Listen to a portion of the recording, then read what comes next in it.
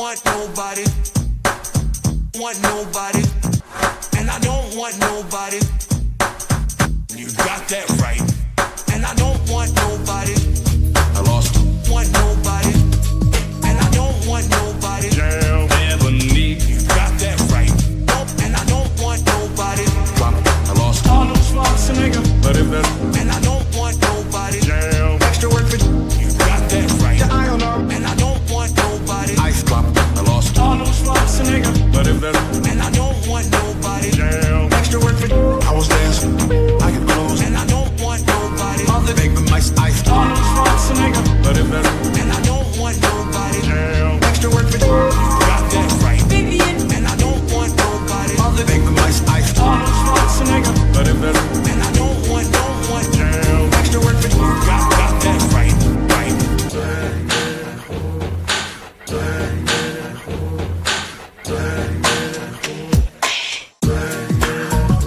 ooh,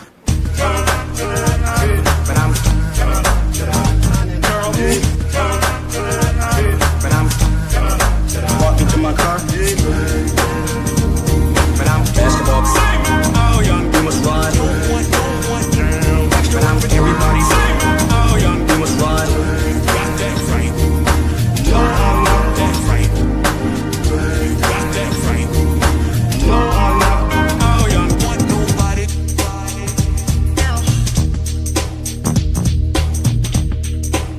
The Peacock is proud to present music from Hawaii. Not you, fool. Other make the mice ice. Arnold Schwarzenegger. But if that's What if I don't got you, fool? jam, Extra work for you. You got that right. I could close. So Want nobody. make the Arnold Schwarzenegger. but if that's Just hop on my extra. jam, Extra work for you. Don't want jam, got that right. Not you, fool. make the mice ice. Arnold Schwarzenegger. But if that's What if I don't just hop on my jam, extra work for you? You got that right. I could close. So Want nobody. make the Arnold Schwarzenegger. but if that's And I don't want what if I don't jam, extra work for you. Don't want jam, got that right.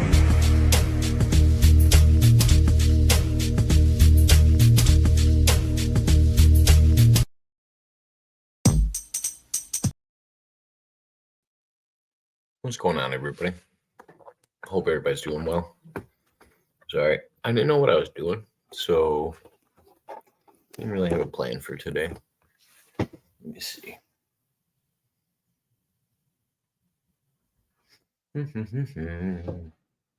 Suppose I should share the link.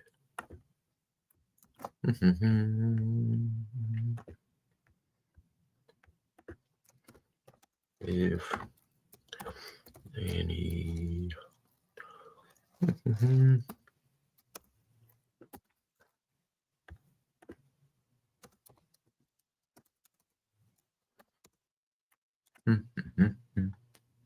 yeah, hope everybody's doing well.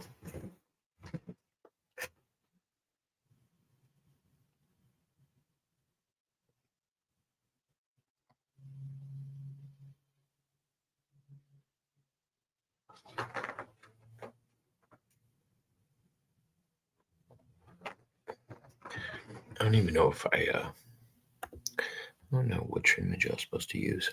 I forgot. Because I kept switching them before. Now I'm thrown off. We're going in the woods. That works.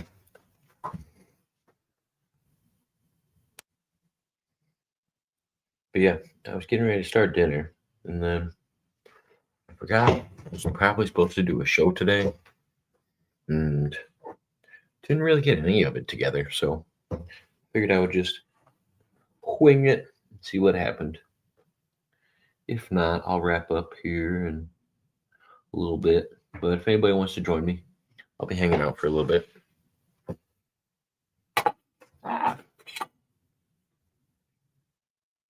Hope everybody's been having a good week.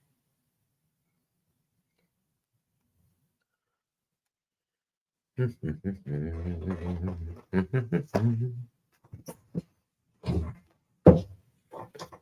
don't know if I I've ever been over to Stonewolf's channel when he's doing his Monday show. That's the first time I went over there and checked that out. What up, Crystal? Hope you're doing well. Good to see you. Good to see you.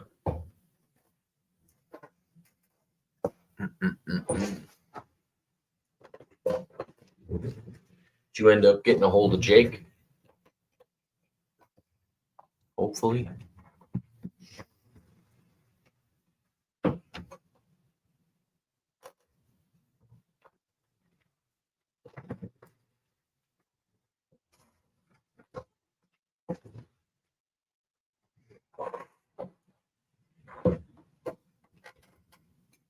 Sorry, I'm making a drink and getting a cigarette ready.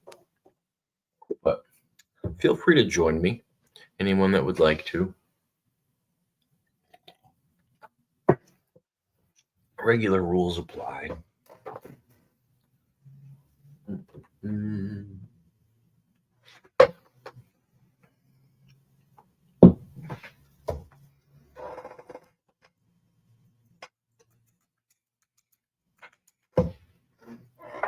Damn, Daniel. Oh, you got a hold of him? Good. Good, good.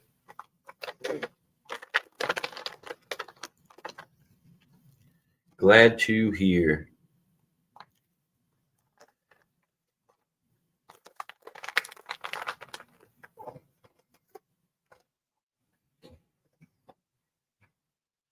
Guys talked for a few minutes. Nice. You know how excited everybody got? They were like, oh man, we might get a Giggle Pickles and Jake show again. It was like a reunion the other night. Everybody got excited.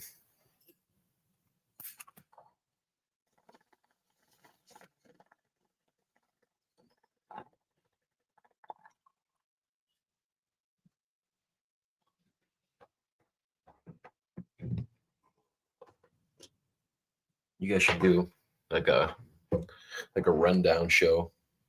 Like 15 minutes with the two of you. Jake and Giggle Pickles for 15 minutes about what's going on in the world. Where they stick it to the people.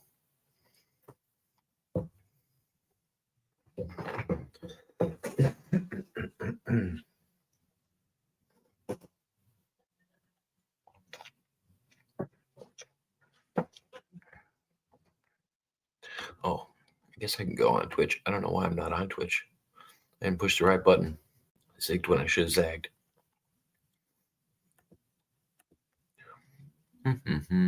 One second, sir. Hello? Is that you? Your face is white. It sure is. Jew nose. What'd you say about my nose?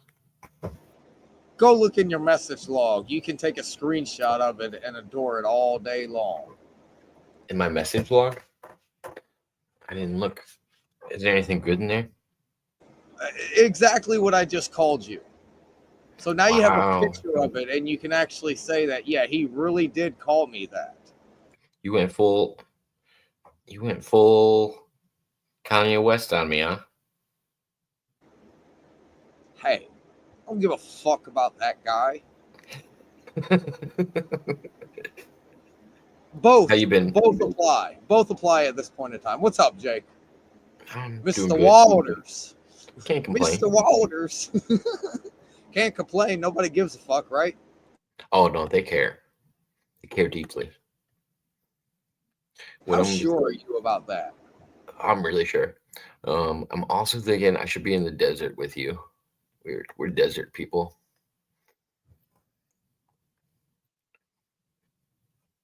So now we're in the desert. Welcome. We're in the desert while being in the clouds. Good job. Yeah. I mean, there's gonna be clouds wherever we go, I assume. That's just how that works. I had to I make a don't know. new background. And I chopped up a picture, but I didn't lose the original image. But Any fool can run towards the light. It takes a true master with courage to turn and face the darkness. And I can't read it under your thing. Light there. Highlight a comment. Oh, yeah. Yeah, highlight a comment. There you go. Oh, there you go. To turn and face the darkness and shine in its own light. GP, why can't I see your... I can't see your... Oh, there you go. Camera's on now. What's going on, GP? How you doing tonight? I'm still backstage. No, I can hear you now. You're on. I think it's your... it's your you. connection. It says that I was still backstage. Oh. Yeah, well, you're live. We can hear you. Oh, okay. And see you. Yeah, I can hear that you're going to be doing a stream on women should be carrying handguns. Oh, I wasn't going to do a stream on it. It's actually a clip from an old episode. But Okay. But yeah, I saw your comment. I didn't know you were carrying. That's good to know. Me and Stone Wolf actually talked about it, and yeah, I think that's the main reason I like guns in the world is that women can have an equalizer. I assume there's connection issues.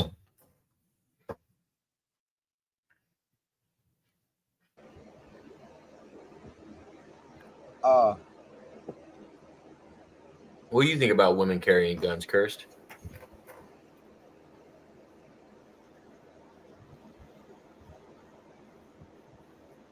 I'm against the statement you just said on different levels, not meaning to be disrespectful, but the point of humans having something that can, in a sense, the way that you said it, I don't follow through with a weapon is an equalizer.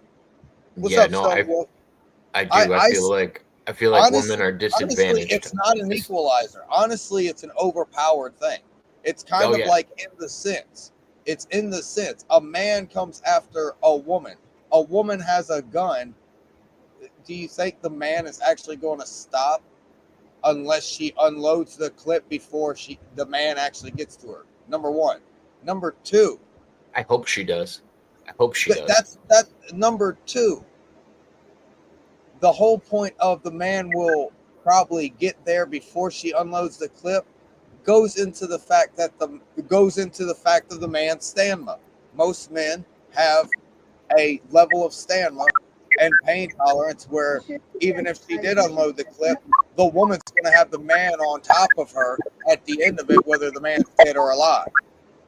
And now she has to get 200 pounds off of her fucking body by herself. I don't consider it an equalizer. I consider it, in a way, an ender. Like, most times with weapons of caliber like that, there is only negative outcomes, is what I mean by my statements. I don't mean it as a disrespectful statement against women having guns. I mean it as negative outcomes no matter what. That's why I wanted to say it's complicated, but I wanted to explain myself before I just said it's complicated. So let me double down on what I said. The reason I think it's an equalizer, which I think it also fits your statement, is because I think by nature, men are actually overpowering women by a significant amount. It's not equal. So that's why I say it's an equalizer by being significantly over-advantaged with a weapon, just like men start out. So here we go. I can give a scrawny man weaker than me a butter knife, and I can give a woman that's trained with a gun and put 10 meters between them, 30 feet. That's about right, yeah. 10 meters, 30 feet, roughly, etc. And then, what do you think will happen? Do you think it'll be equal at that point in time? Give the man less than me a butter knife. But either way it goes, it's like what I stated. At the end of the day, it's a negative outcome if there's a gun involved. No, because I would assume, because that analogy doesn't really fit what we're talking about, because I think it would be the guy confronting the woman is why I'm calling it an equalizer, because I don't think a guy with a butter knife and a trained person with a gun are just going to go at it in some kind of a duel. You know what I mean? Like I'm thinking about an assault type of situation where a woman would have to defend herself, and that's why I said that in the beginning. And I'm agreeing with you. I'm agreeing with you. That's why I'm stating it's complicated. But the whole point of the fact of the matter is the reason why I put distance there, because if the woman has a gun and the man is within arm's length anyway, either way it goes. Like I just said, 200 pounds are on top of the woman at the end of the conflict, and now she has to deal with 200 pounds getting off of her.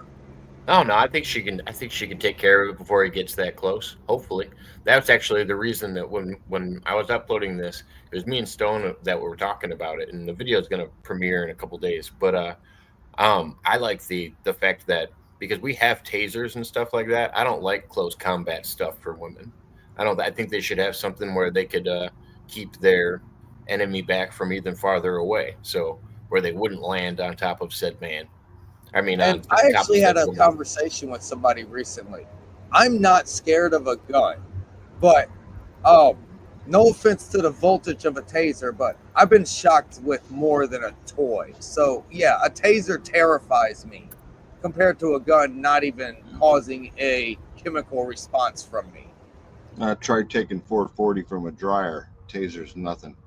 Thank you, Stonewolf, for understanding what I'm trying to say. A taser is more or less a toy from the things I've been hit with.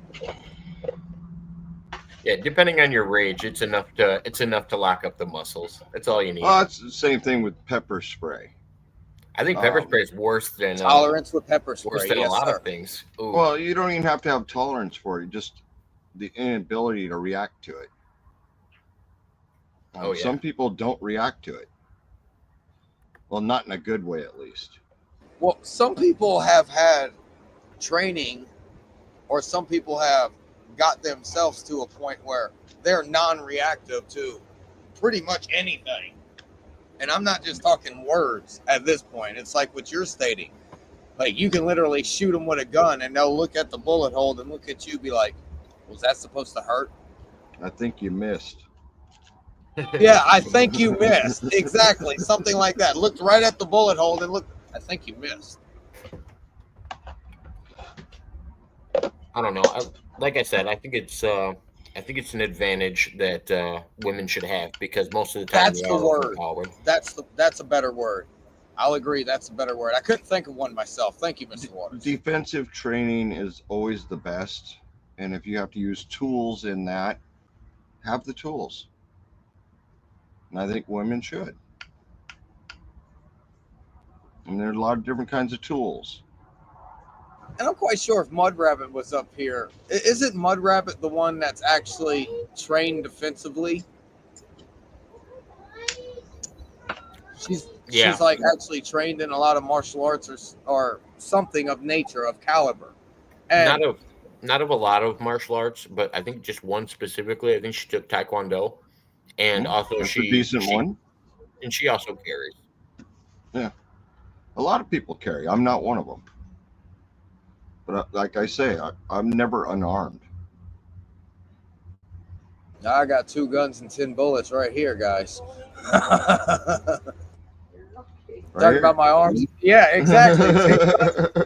10 bullets. 2 guns and 10 bullets. Damn right. Yeah. Yeah, I also don't carry. And I know if somebody was carrying against me, I'd be, outmatched. But I don't know. I'd rather take my odds. I'm not big on guns. I'd rather use the brain and de-escalate the situation, which I've been successful at many times. De-escalation is always a good motive, good route to take. I didn't mean to say motive. Good route to take. Yeah, at some point in time, there is no de-escalation to a situation. And that's when you got to break out the guns. Defend. Yeah, it's de-escalation, then defend.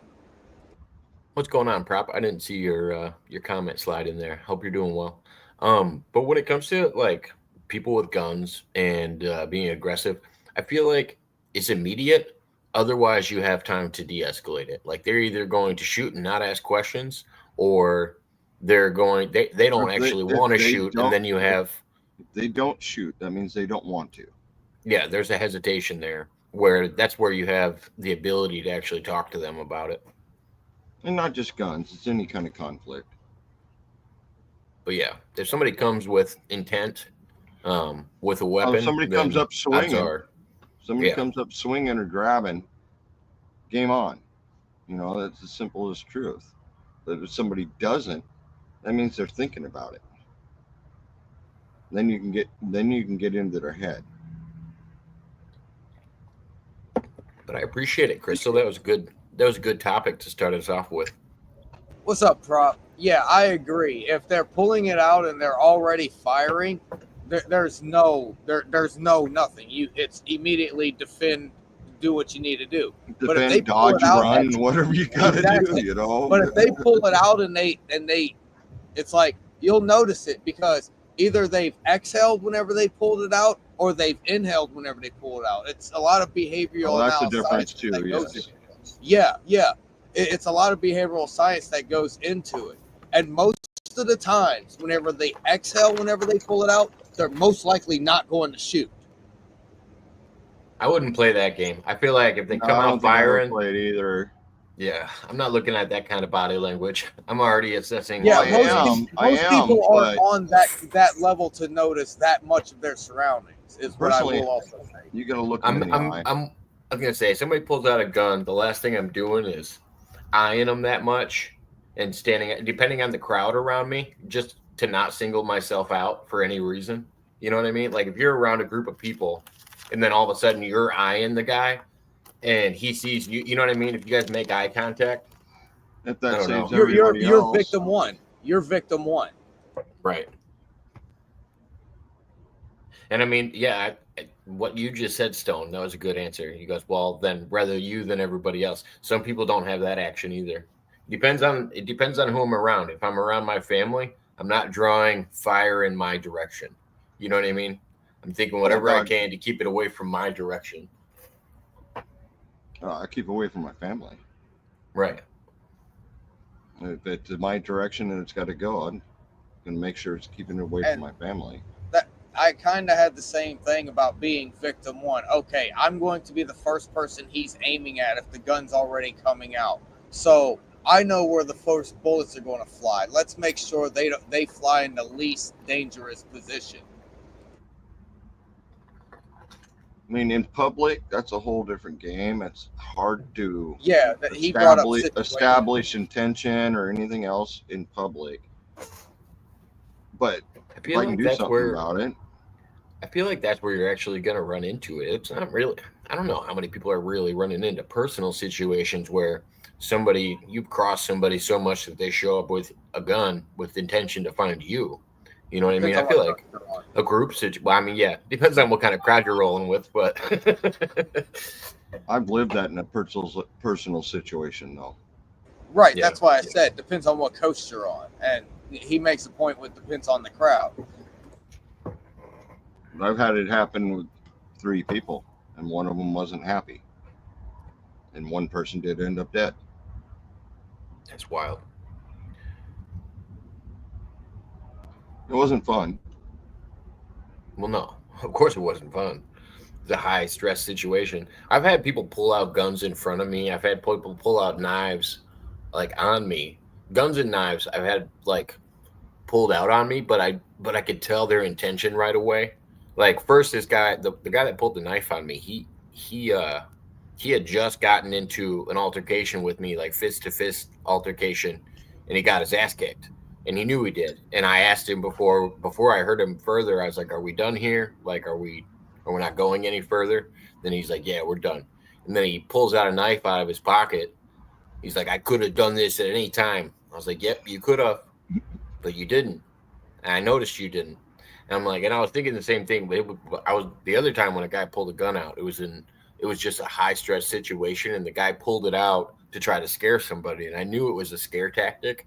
So I didn't get involved. I knew he was like, I didn't want to escalate the situation. I knew it was better. And one of the guys the guy with the weapon was under the influence. So it's like, it's not one of those ones you reach for it. 90% of those kind of interactions are under the influence. Oh yeah. I mean, 90%, because people in their right mind don't do it. It's true. Well, and most of the time they're acting emotionally, and it's usually tied to some kind of intoxication or something. Well, Because that's I how I lost my mother. also carry a knife on my belt loop in a sheath, so if someone grabs me, that is my first choice. Yeah, If someone grabs me, I don't take the time to worry about a knife. right. If you're that close to me and I can grab you too, Yeah, I mean, we're talking close contact now. for women, I understand. Crystal's, Oh yeah, I yeah, mean, I would expect her to have a knife ready. everything ready. I mean, Yeah, no, I always carry a knife, but it's my everyday carry is a little tiny knife, little guy. Yeah. and it's useless in a fight. Oh no, Catch me out in the that thing's country or something like that. I got a big old knife. that thing would do fine. That thing Oh, is perfect it for would. what I you mean, needed to do. it would do the spots that you need to hit. Yeah, But personally, and I'd rather it comes just out quick, yeah, which I'd is good. personally rather dislocate bones and stuff like that. Right. Then I got time to interrogate you afterwards once you're sitting Right. there, either Right tied on. up or immobile. That's called business in my sector. Or to figure out why you're here in the first place. Oh, that's Why'd the you? kind of business you've been doing, Cursed? The John Wick life be real. I get it. I mean, I get it. I didn't grow up in that kind of neighborhood. The biggest reason I carried a knife is a tool. That's the way I grew up. The reason I carried a gun is a tool. I don't carry a gun, so I don't care about it. But I've Well, it's had just guns like pointed at me. I feel like it's just like martial arts, though. It's like one of those things. Like once you have one and understand the power behind it, you're not going out and looking for a fight with a gun. Same once you're trained, you're not going out and looking for a fight at the bar. Like, I don't know. You have a respect for violence when the more you understand it. When you see what it Yes. can do, you don't want to see what it can do anymore. You can Yeah. notice Dunning Kruger in any kind of thing that you go from beginner, novice, master level. Dunning Kruger is noticed in everything. It's like what you just explained. At the beginning of it all, you want to learn how to fuck somebody up. And at the end of it all, you just want to learn how to protect yourself and those you love. It's a good way of putting it. It's one of those things you don't want to use unless you have to, which I get. Mm, which I don't know. I don't understand because it makes me wonder what we do to people in the military to get them closer to that threshold of wanting to be, because certain people are picked psychologically wise to be in the military on the ground compared to other people. And now if you look at technology with like drone attacks and stuff like that, it's more of a disassociation. They want you to feel like you're playing a video game and not actually doing anything in real life. It's weird because A our that's a good reference to Outside the Wire, the movie. how's it go? A drone pilot gets put on the front, doesn't know how to act in personal situations because had no problem bombing people from a drone. Yeah, But Outside the Wire was a sci-fi movie, and as it was, but the references were the kind of the same thing. You take this drone pilot and you throw him on the front line and see how he reacts. And he hid behind a jeep and panicked. that's about right. You'll know this reference. So the Stargate episode where they have O'Neill and a couple other guys pilot against. They're on a planet and there's a civil war going on, and they tell them they're just taking out unmanned drones, and then Yeah, they then get notice behind there's it. people on him. Yep. Yeah, and they're like, all right, now we're involved in a conflict. It's Yeah, like, and pretty much buried that whole connection because of it too. oh yeah, There's a movie called Battle of the Drones.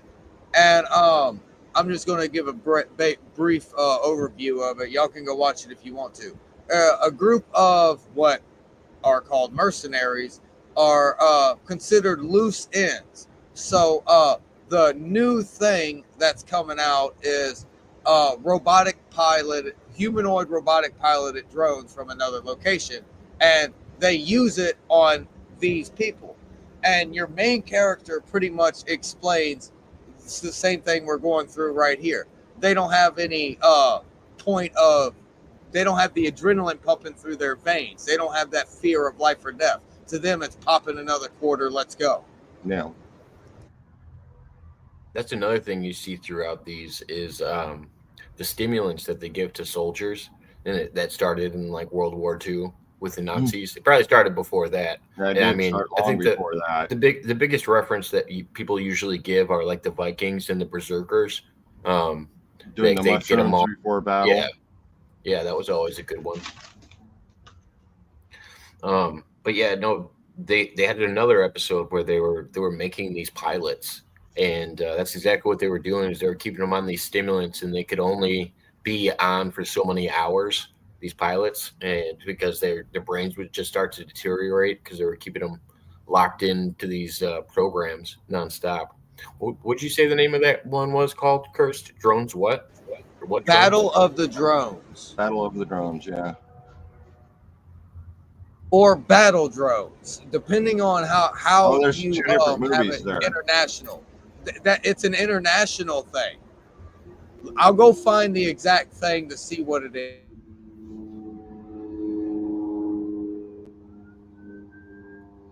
I mean, I like the idea of drones, but the personal disconnect, like we're talking about, is removing it. There's been a lot of talk about this subject for sure, the personal disconnect. Because you fire a drone, just like when we started having quad drones that run around with machine guns on the front of a quad, out in the deserts over there. Yeah. There's absolute disconnect.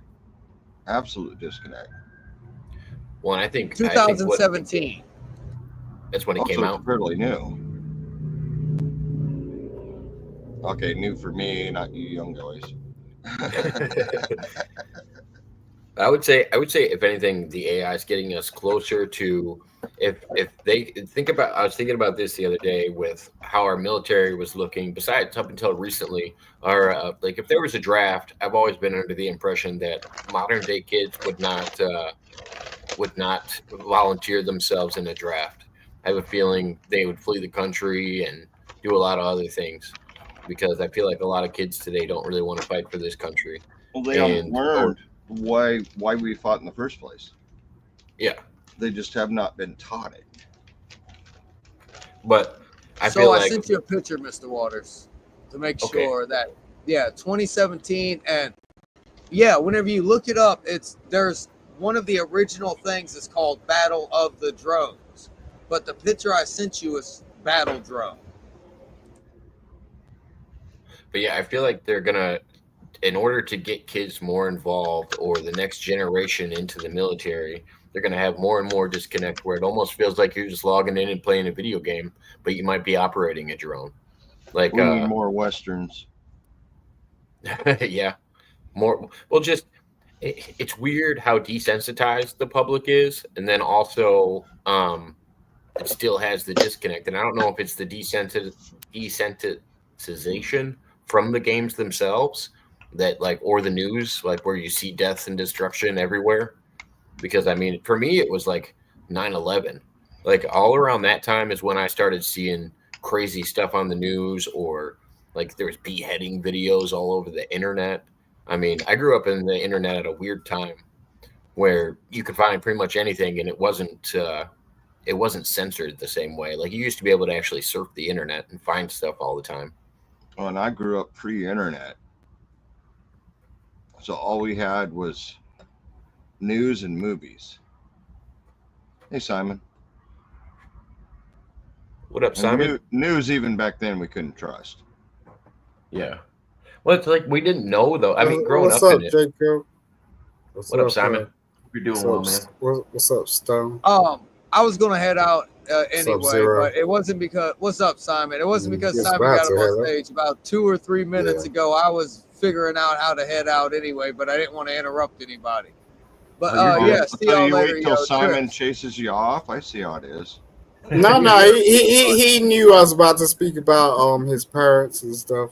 Like, You know, man, I've ran into Simon enough to know that I don't know what the fuck Simon is yet because I haven't given him enough attention to figure it out. But yeah, I know yeah, at sooner or later we'll have the I- time. yeah, okay. I know you was in the cartel and all that shit. And that's what you grew up with, bro. So You guys can it's touch cool. tips in the future. I'm glad my translator said touch ships. So y'all have a good night. Trips. Later, Boy, Trips. Later, brother. You know, I was I didn't thinking mean about to this do the other that. day. Like, No, you you know. didn't scare him off. I was thinking about this the other day. I know his name's Cursed, and I've always called him Cursed.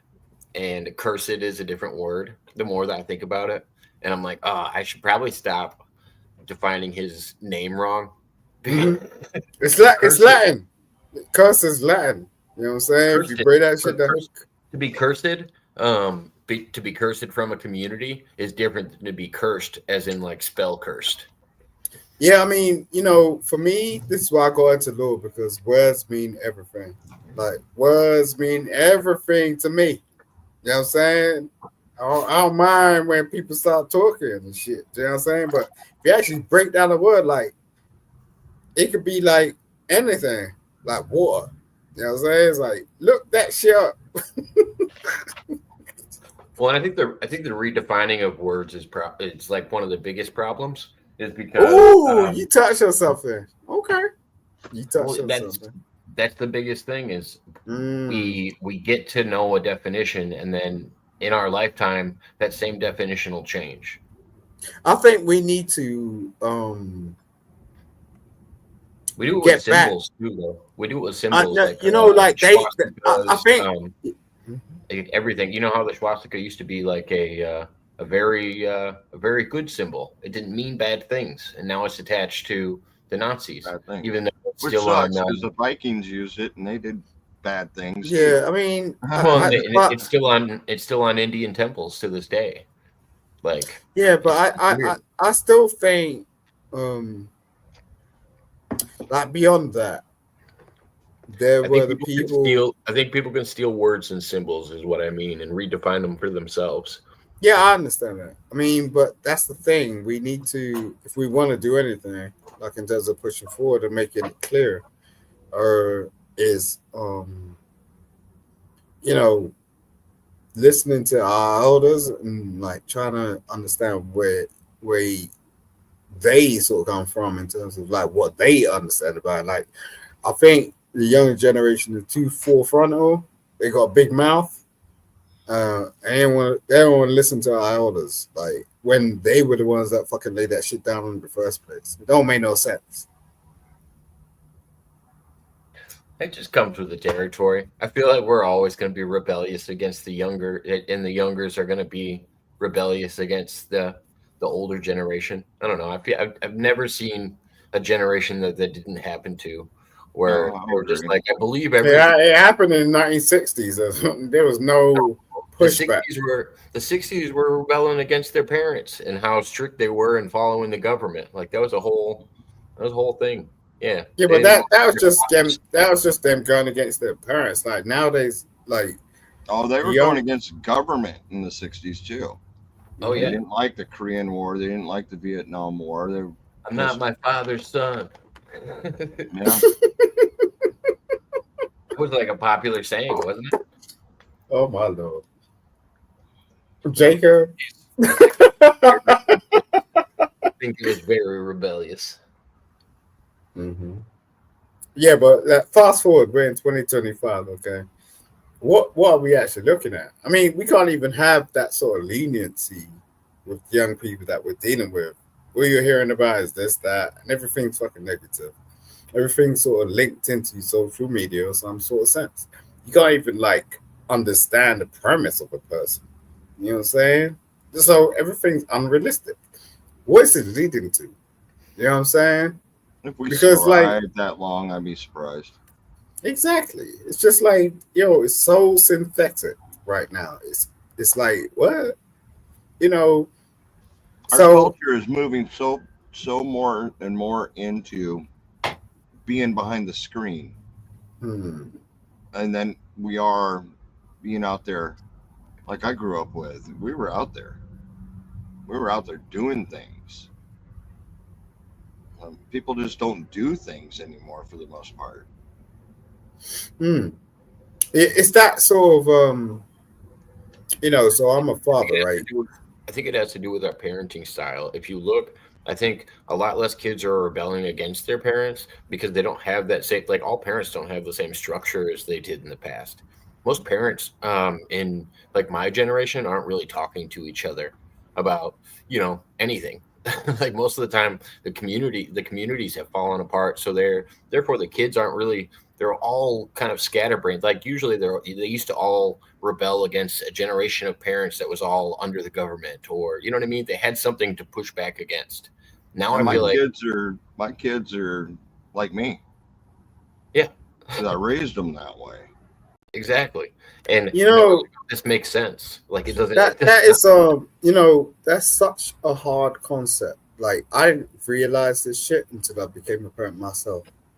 Like what he just said there is such, like, the most simplistic thing sometimes is really hard to get your head around. I've And had we my can say, kids rebel. Don't get me wrong, but I sat them down and set them straight. You're fighting the wrong fight here.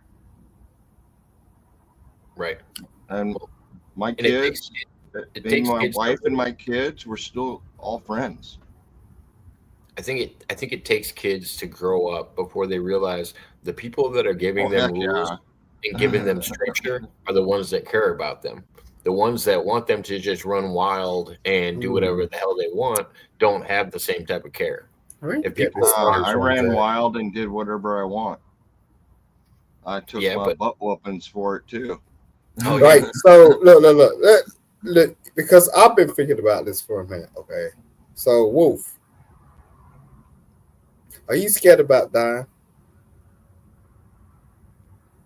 No, why? Because I'm gonna then, die. yeah, but then what do you what does your kids have? I have no idea what you're talking about. You don't. So you have I kids, don't think right? my kids are scared to death either. I didn't say that. I'm asking let you me a find question. that. Let me find the middle ground. I think I know what you're saying, Simon. Do Mm-hmm. you feel like you've gotten your kids ready enough, Tony, that if you're not around, they'd be able to take care of themselves? Oh Okay. yeah, Thank you, heck yeah. Jacob. I mean, How do you do that? Because I'm look, if I'm this is the thing, we can't look up to people and ask, like lots of we can't one-on-one time. Lots of one-on-one time, and both enjoying the one-on-one time. we can't ask our elder generations about things like this, which is what we used to do in the first place. And that's why I asked you the question, because respectfully, like, you know, I'm I want I'm an old Grizzly Adams. Simple as that. no, you're not. My You're a kids have man, been. and you're still alive, and you have a voice, Yeah, and you've brought up children, and you've done well. You're still here.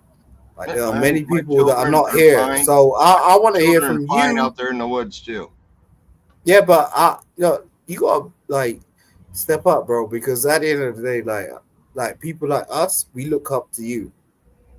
Well, I don't know if you even fucking Simon, appreciate that. Come on the out and other spend some time with me. Simon, the other thing you got to think about is you're never going to feel fully prepared to leave your kids behind. Oh No God, one no. is. Exactly. You just got to know that you've done enough, that they have the tools. You know what I'm saying? Like no one's ever at certainty of knowing when their kid's ready Oh, to do it. you There's can't not like a teach them all the checkpoint. tools either. I mean, there's Yeah. so many tools in my belt. There's no way I could teach my kids. I all. think that's a I just misdemeanor. I tried. think you can actually, it's like I don't like to like. I'm over here with Jacob, right? I know Jacob. I don't know you too tough, Wolf. But I'm just saying, like, you could push the button, like you could teach me some shit. But most of the time, right? And I'm just being real with you. You guys don't. Like, you're just sort of setting your standards, and it's just like cool. When it's just like us younger generation, we're trying to reach out to you, and it's like, yo, tell me some shit, please. You know what I'm saying? And then it's like, oh, I don't know. Okay. Well, maybe That's it's a like, lot of it too. I won't argue that point. well, Simon, maybe it's like what you were just bringing up. Maybe it's like, all right, so say a younger generation, because you're older than me, Simon. What if I was reaching out to you for advice and you didn't feel like you had it all figured out yet? Maybe you didn't feel like your kids had enough tools yet, and you're like, hey, I got to work on my immediate before I start giving advice to others. You know what I mean? Not everybody's in a position to give information like that too. And you're totally correct. And the difference is Jay, you do it without me asking. You see that shit? Like, so I know. yeah, so I mean, I think what we're reaching for is Stone like does the same. Stone does the same thing when he gives people tools. He doesn't realize he's doing it when he's telling people about rocks, telling people about how to prepare yourself for something. We were just talking about self-defense earlier. He's giving out tools when he talks about that stuff from personal experience, because that's why I talk to people about stuff, is to get their personal experience, and then that to me is a tool. Whether it was a good experience or a bad one, you could learn from it. Doesn't matter. right. Yeah. I think the bad ones teach better, but Yeah, what not to do at least. Hey yo, the thing is, why I'm saying this is when you're an older man, right? Sometimes you can feel like depreciated, and especially when you're going through certain things and you're in a certain type of situation. When I see dude over here, I'm looking. I'm like, yo, do I want to be dude in like 10 years time, right? So if he can say anything to me that's uplifting or inciting or like, yo, get back on your track, I'd really fucking appreciate it, because it's just like you've done it already. You know what I'm saying? Like you're years ahead of me. I thought I blocked Boss Man. Where do you think? He was talking about Boss Man in the chat. I was gonna say where Simon, where do you think you're slipping? If anybody could give you advice, what do you need? Could you at least? Do you have an idea help of us what with you the middle need? ground? Yeah. No, I'm kind of perfect. I mean, that's my problem. Like at the end of the day, like I'd really love like the closest person that's ever come, like to me in terms of like mental ability is Jacob. That's why I'm over here. You know what I'm saying? Good way to say it. Yeah, no, Jacob's different, man. I don't even know like what you guys know, but I'm just saying that That's one of the reasons I'm here too, because Jacob and I kind of see eye to eye, level to level. Right. And he's learning from me, I'm learning from him. But you're an elder, bro. And this is the thing, like you can learn things from every generation. It doesn't matter. Yeah. I want to learn. I want him. One of my best friends is 22. He sounds like there's something going on. Do you know what I'm saying? Like he ain't talking. Oh yeah, Simon Stone's got so much life experience that's one of the reasons I have him on all the time, is because he can do things I know I could never do. Right. It's not even that I know I could never do them; it's that I would strive to be able to do them. That's why I talk to him about his outdoor stuff. And I mean, I've told you this, Simon, about Tony before. Is he just left society one time and just lived out in the wilderness for over a year by himself, just out in the middle of nowhere. All right. And I didn't know that. I didn't know. Oh yeah, I walked out for 18 months. Was gone. Nobody knew where I was or anything. I was just gone. All right. I mean, I sort of caught on to something. I mean, I didn't know about that shit. But yo, bro, wherever you did, thank you. You know, like when my look, I didn't have a real father, I had a stepfather. When he passed away, and I looked in his eyes and stuff, he did everything he could to ensure that whatever he was doing in his life, he went to work every day, like took care of my mother who had 9 children as a stepfather. And he was just back in the day, like every day, like doing this shit. Like sometimes it takes a lot. But what the thing is like you're still alive. Did that stepfather, did he instill a bar for you, a level to meet? Do you feel like you're doing the same with your children? Do you feel like you're still meeting that same bar that was set for you? No, not at all. Why not? Because I'm not a stepfather, but I don't know what a stepfather looks like. You know what I'm saying? I never set a bar for my kids. You do. You set a bar for your kids by how much you're around, how much they can get a hold of you, how much you help them. Like everybody sets a bar that for was their kids. one difference between my growing up and my kids growing up. I was You home didn't have a most bar. every night. I was not in a bar. So what did you do? No, not in a bar. I meant like set a I was bar there. like a standard. No. I meant like set a standard. So that's what I mean. I know what you meant. Yeah. But my parents were in the bar, so Yeah, no, I knew what you were saying. Shit. No, I was there. Oh, so you were that type of father, right? I was there. I was home. I quit going to bars. You were Why there. quit So going to bars? you seem I to was think there. that you were where? Where were you? In front of my children. How often? Till they went to bed at night. Then I'd jump in the Is Jeep that and every day or just like most every day? I take vacations twice a year. You can't say that shit. You see what you're doing? What? This is a new generation. You can't say that shit. You just went off a wavy shit. You was like, okay, I was there. Then you went, oh, I may have gone on vacation. No, he said he takes. Right? No. He was very specific. He said I take 2 vacations a year. He knows exactly when he wasn't there. That was very specific. My kids were welcome to come. No, they were absolutely. It wasn't until they were older that they started. Are they happy with that? They were happy with that. They love. They recognize. Do they recognize you as a father? Oh yeah, 100%. You think so? I know. So. I think off of the little bit I know. All right, now I'm going to ask you the next question. Okay. Let me jump in real quick.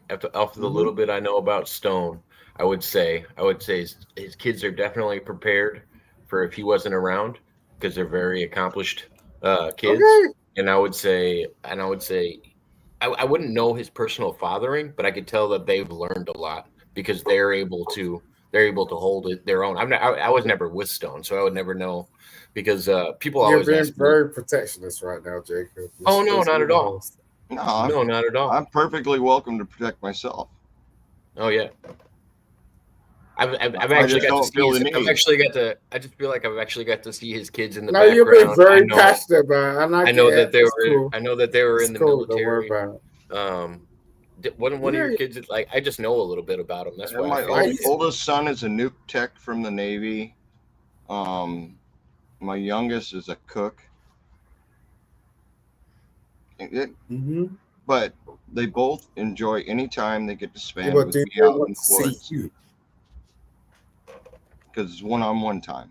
Do they want to see you though? They're moving right down here to see me. I'm in Yuma, Arizona. They're moving from Washington at this moment, traveling to come down here to be with us. Yeah, but do they want to see you though? Huh? Do they want to see you? Yeah. As a parent. Or a friend, they're all. Yes.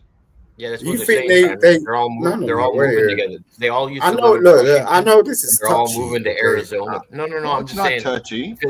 I feel like you were missing a couple points. He just said they were all living in Washington and they're all moving down to Arizona together. All right, so Christmas last year, did they come down see you? Yes. Yeah, that's cool. They're And the free last school. 4 years, they came down to see us. Mm-hmm. You happy with that? Oh, not really. Why not? I'm going to be happy now that they're actually going to be down here the whole season. Okay. Because I Is he- only get to spend so much time with them because, they're in their 20s. So why don't you go and visit them? I do every year. No. That's not what you said. Like, so. That's exactly what I just said. Oh, you do? Yeah, that's what we were saying on the holidays. And then he said, No. I'm not talking about no way. No, they come down listen, here Simon. for the holidays in the wintertime. Not apart In from the the summer, holidays, I do you spend go I to- know, my time up there with them. Simon. And then he said, now that they're moving down there together, he's appreciating it more because he gets more than just the holidays. Like Yeah. we just That's good. That's what we were That's just cool. saying. Yeah. So like, Me and my Is that kids your- are close. My wife and Yeah, my yeah, kids are close. you got a wife? My family is tight. You got a wife? Yeah, I got a wife. How long you Been been married married almost 30 years. for? Mm-hmm. So where's she right now? In the motorhome. It's 75 degrees out. A little warm for her. You said the mobile home. Oh yeah, I live in a motorhome. he likes to. Yeah, she's got the nice motorhome right So by you, him, and you, he you guys likes to- are you he guys likes are to sit baby. outside. Yeah, you're baby boomers, right? No. Gen X. Nah, you're baby boomers. Like Gen X, you're buddy. nah. So you're set for life. You're not Gen Simon- X. Simon, how old are you? I'm in my 40s. I'm in my Oh, okay. 50s. Nah, but it's a different culture. So you know what I'm saying? Not really. Same culture. No, there's no Kids are same. There's no same culture. You came from a culture where I'm guessing. I might be wrong. I'm not being rude or anything. Speak your mind. You're comfortable. Well, and I think, and I agree with you, Simon. I think you came from a different generation, but it's like we were talking about before. It's instilling your parents' values in your kids.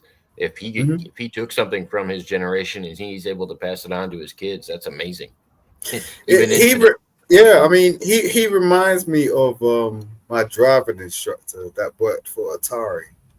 That's what he reminds me of. Of an Atari? Atari. What? Oh, yeah, I've No, been he- waiting for it in many years. That's before Steve Jobs, you know what I'm saying? You know what I mean?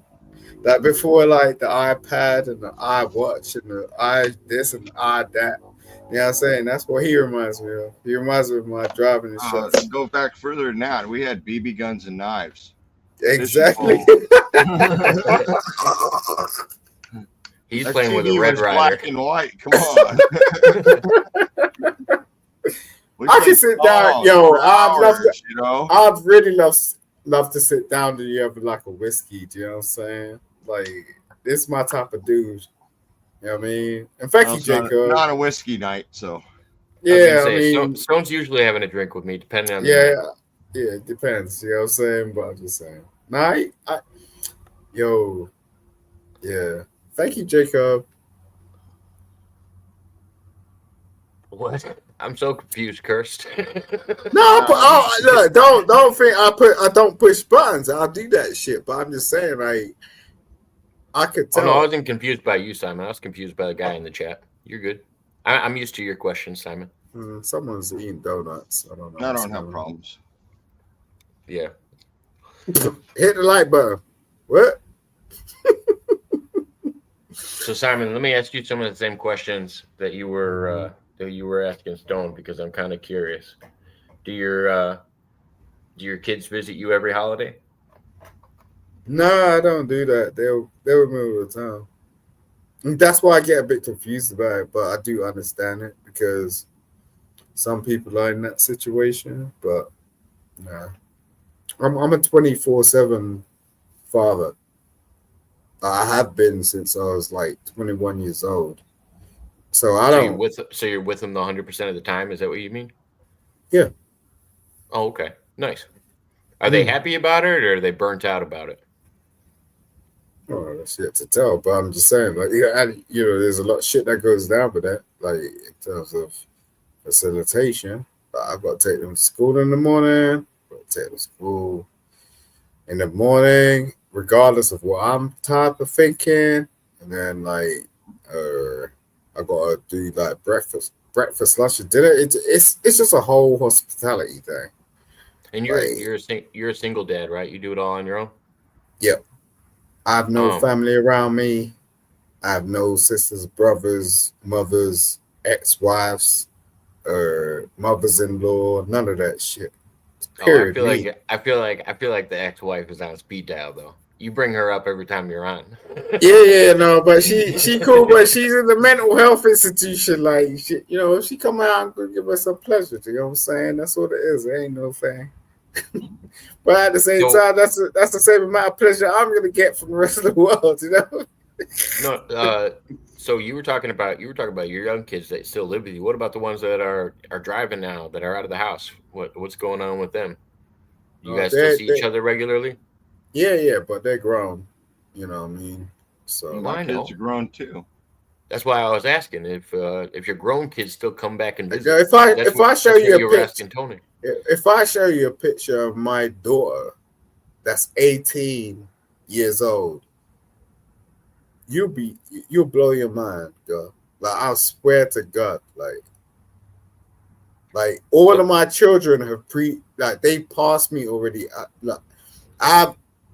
I chat some shit, right? But if you hear the way they talk, they done some extraordinary shit. Like, I don't bring it up too tough, but you know what I'm saying? But I appreciate the question. No, I'm saying, do they come and visit you a lot after your 18-year-old, the one that you got a picture of? Do you guys, I mean, talk a lot? This is why I get annoyed when people have conversations on the internet about they have no connections with their children. It's just like, what? For me, it's beyond, like, what? How does that happen? You didn't really make a fucking effort, or what? I mean, like, I had to go through 2 years I won't of argue court. with that. I do get annoyed on that one because I do have a great connection with my kids. Exactly. But I took the time to make that connection. Exactly.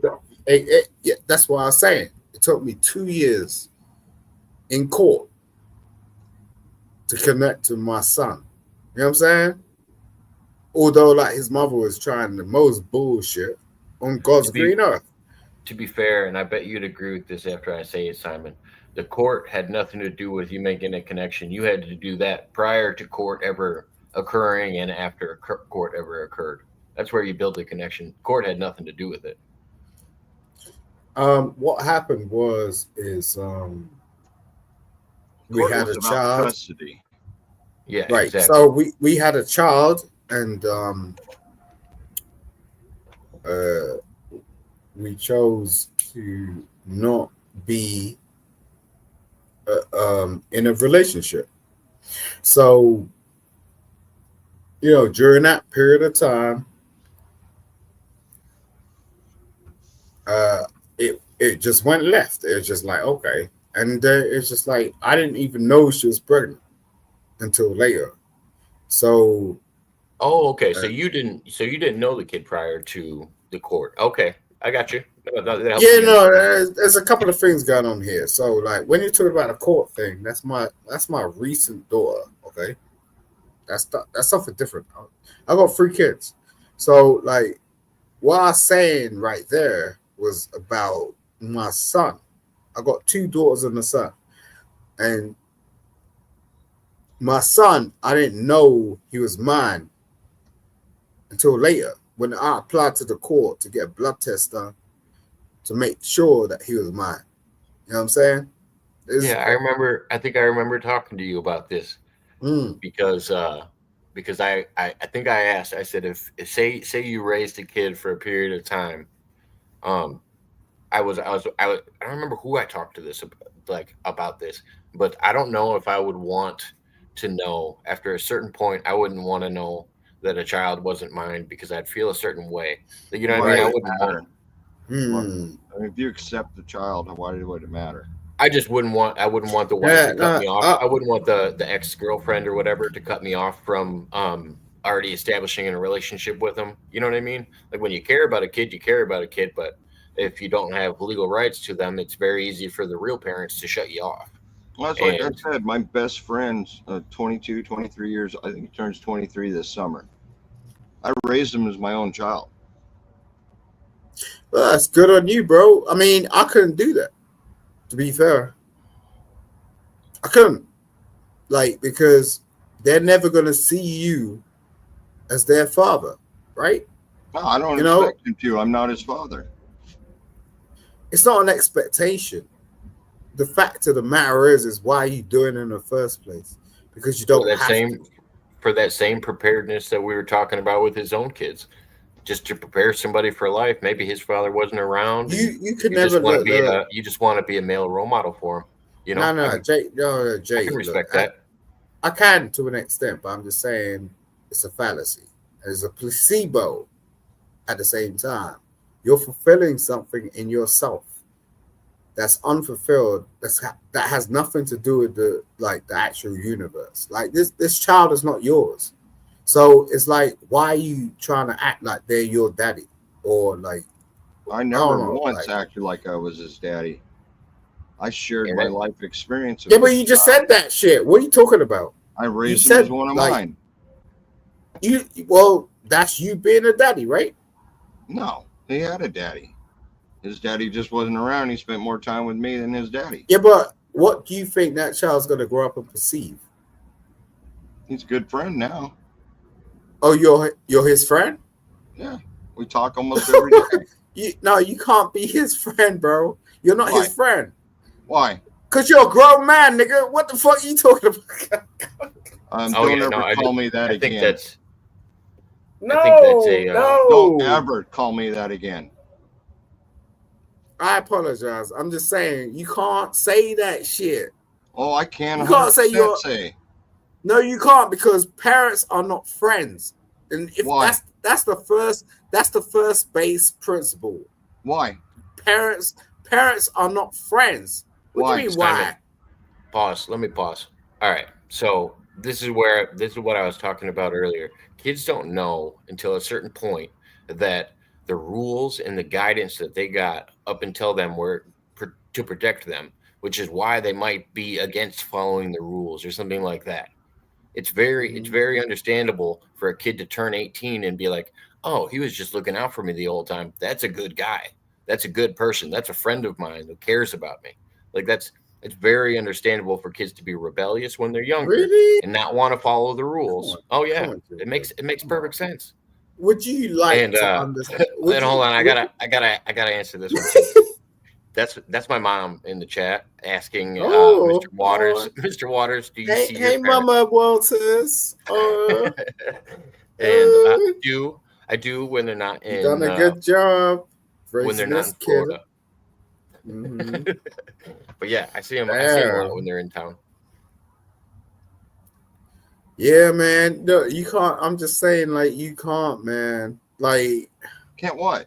Let's be real. Like, kids turn 18 years old, I can no longer be their parent. That's not the point. The point is, it's like you can, try to fulfill that role as much as you want. But at the end of the day, like at the back of that child's mind. Yeah, you think that, okay, because you're putting the work in, and I'm not saying you ain't, okay? I get that. But I'm just saying that at the back of this child's mind, they're always gonna want to find out who their real parent is, like, period. Like they know who their parents are. Well, and I think there's a big difference from stepping in and telling somebody to call you, dad or something like that, and then being like, hey, I'm just gonna take care of this kid. You know what I mean? Mm-hmm. Regardless of who, if they don't have somebody around, they don't have somebody around, and you're just there to be around. I mean, it's a misdemeanor. So I would never ask somebody that wasn't my kid to call me dad or anything like that. That's just weird. Oh, heck no. But if they felt like doing it, I wouldn't yell at them for it either. You're contradicting yourself. It's just wait a second, Jay. But what I mean is, it's just what that word means to them. You're not supposed to. No, you instill can't do any that of shit that. as an adult, bro. Oh yeah, You're no, supposed because to I be know, a no, leader, because I and know, you're I know a lot of you're people. supposed to No, be Simon, I think director. Simon, I think it's perfect Let him speak, for Simon. I think it's perfect for a kid who isn't raised by their birth parents to call somebody else their father that raised them, because, and that's how they say it. The father is the person that raised me. Those are my birth parents. They gave birth to me, but they didn't raise me. It's a very common statement nowadays. So you're comfortable with a child that you didn't give birth to calling you daddy? You're Sure. comfortable with that? No. If they are comfortable with it, I'm not. No, asking I'm them. asking. It's up to them. I'm not saying about them. I'm talking about you. So you're Why would I comfortable. be uncomfortable as with long it? as long as they're comfortable with it, I'm comfortable with it. Yeah. Okay. But Well, I'm good not. for I'm not you, comfortable. bro. I'm not. Yeah. I'm not I give comfortable you like forcing. 5 gold stars. Do you know what I'm But yeah, saying? I'm not comfortable Mhm. forcing that on somebody. That's weird. Never would. Yeah, I don't even like it in no, a girlfriend. I don't even like it in a girlfriend situation. If a girlfriend starts calling you daddy or something like that, that shit's creepy too. Throw that out the door too. no, I it's don't not. like that. No, it's not like it's creepy or anything. I don't think it's creepy. I It's grew a up in a preference. mixed household. I have never once met my father, but I did have a dad.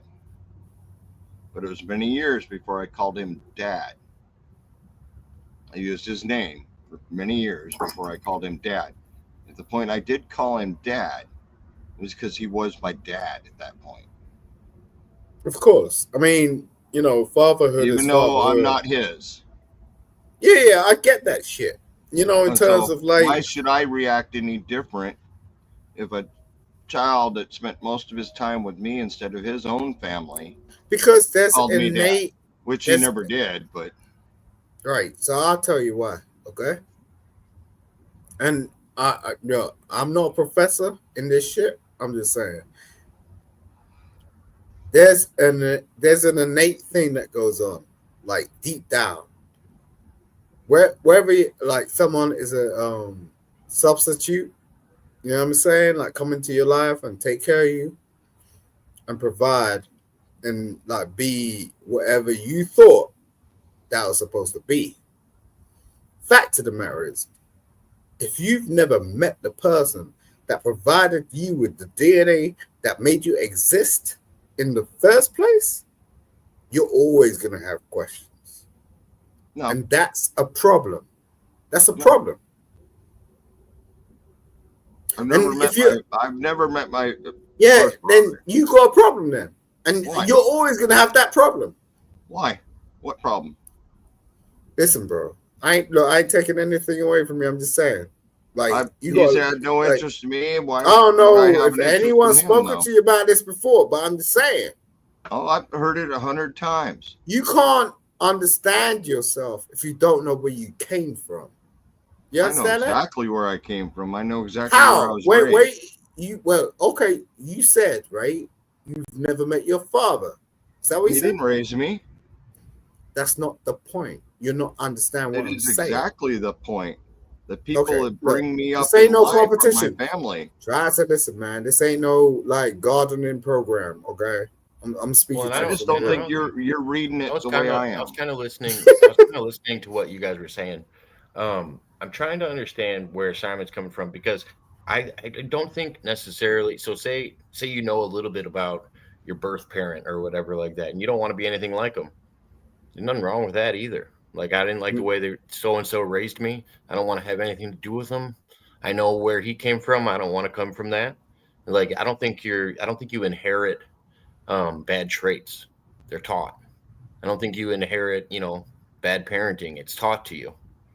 It's Yeah. something that you've learned. So as long as you try to not instill that in yourself and try to gear it away from your kids, then you're doing something right. You know what I mean? Like, you gotta get away from the negativity when it comes to bad parenting. Yeah, I mean, I Know wasn't what's wrong.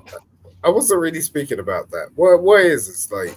You were talking about the original lineage of somebody's parents, and it's just like none of that matters. Yeah, no, it matters a lot. But I'm just saying, like, I don't know who my father is, right? So there's always going to be a missing piece. You know what I'm saying? And you can't deny that. Like, if you're Well, like, I absolutely can deny oh it 'cause I God, don't care. well, yeah, this is the thing. This is why I'm getting I found my birth father, but I never went looking for him because why would I care? You see this thing where people start talking about they don't care about like their whole lineage or where they came from or what their Oh, I know DNA my makeup lineage. is. I got it in documentation. How can you if you don't But even yeah, know who your father is? but yeah, I Just think it makes a because lot. I've never met the person doesn't mean Yeah, I don't because know you who he chose is. not to, right? No. I think no. He chose. That's. I think that yeah, exactly. I think that's what I was just gonna say was clearly if a father hasn't looked up their kid and the kid has to find the father's slacking somewhere. And there's a reason you like I don't care if he doesn't want to see me. He would have already saw me if he was my father. Now that's a new generation thing Oh because no. I feel Not like really. any father, I mean, unless my mom gives me a really good reason why he's not around. you see I what you mean, just said right there, Jacob. You said what? if my mom Well, yeah, like didn't. if he's passed, like if he's So deceased or you something, and see the that's why shit he's not that around. I mean, no no no not because no she and him didn't. No, stop, Simon. not Not because she and mhm. him didn't get along. That's not a good excuse. That's not what Why happened in ever It's my reality. mom nothing. and It's nothing yeah, to do with that. why ever my mom and dad don't get along, that has nothing to do with why a mother and a father aren't around their kid. No, Whether their relationship you're works out or not. all right, okay. Can I speak Of course, for a I sec? just wanted to Yeah, finish my okay. full statement.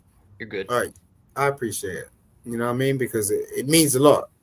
And it's kind of significant what you just said, right? In terms of my mom. That's where you reached. You know what I'm saying?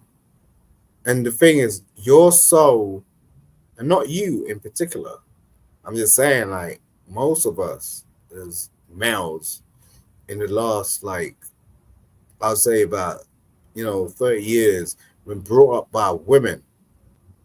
No, that's interchangeable. That same statement would be the same if my dad told me why my mom wasn't around. That's why I was saying father or mother. Why they didn't get along is irrelevant to You me. don't need to be Why they defensive chose. about it, bro. No. I He's was not just being. He's just making a statement. yeah, before you went into why you think I was raised by my Not, mother. this is I'm facts. I'm I'm my dad's twin. I'm the exact split image of my dad. That's the tough part that These I've are been trying facts, to deal bro. with. Come on, let's get to let's I'm get the to the exact real. split Come image of on, my this is father, bare and my bones. son Like, is But the split image I of would mine. say, but yeah, I would say my younger brother was a little bit more of a mama's boy. I was probably more like my father than any of my other brothers, and my older brother was a lot more independent than both me and my younger brother. But I mean, we all had our different dynamics. That's just how kids are, and some of them are drawn towards certain parents, and some of them are drawn towards certain grandparents. It's And all some of different. them are drawn towards those empty spaces. Yeah, away like from it. it's kind of funny, like when you speak, right?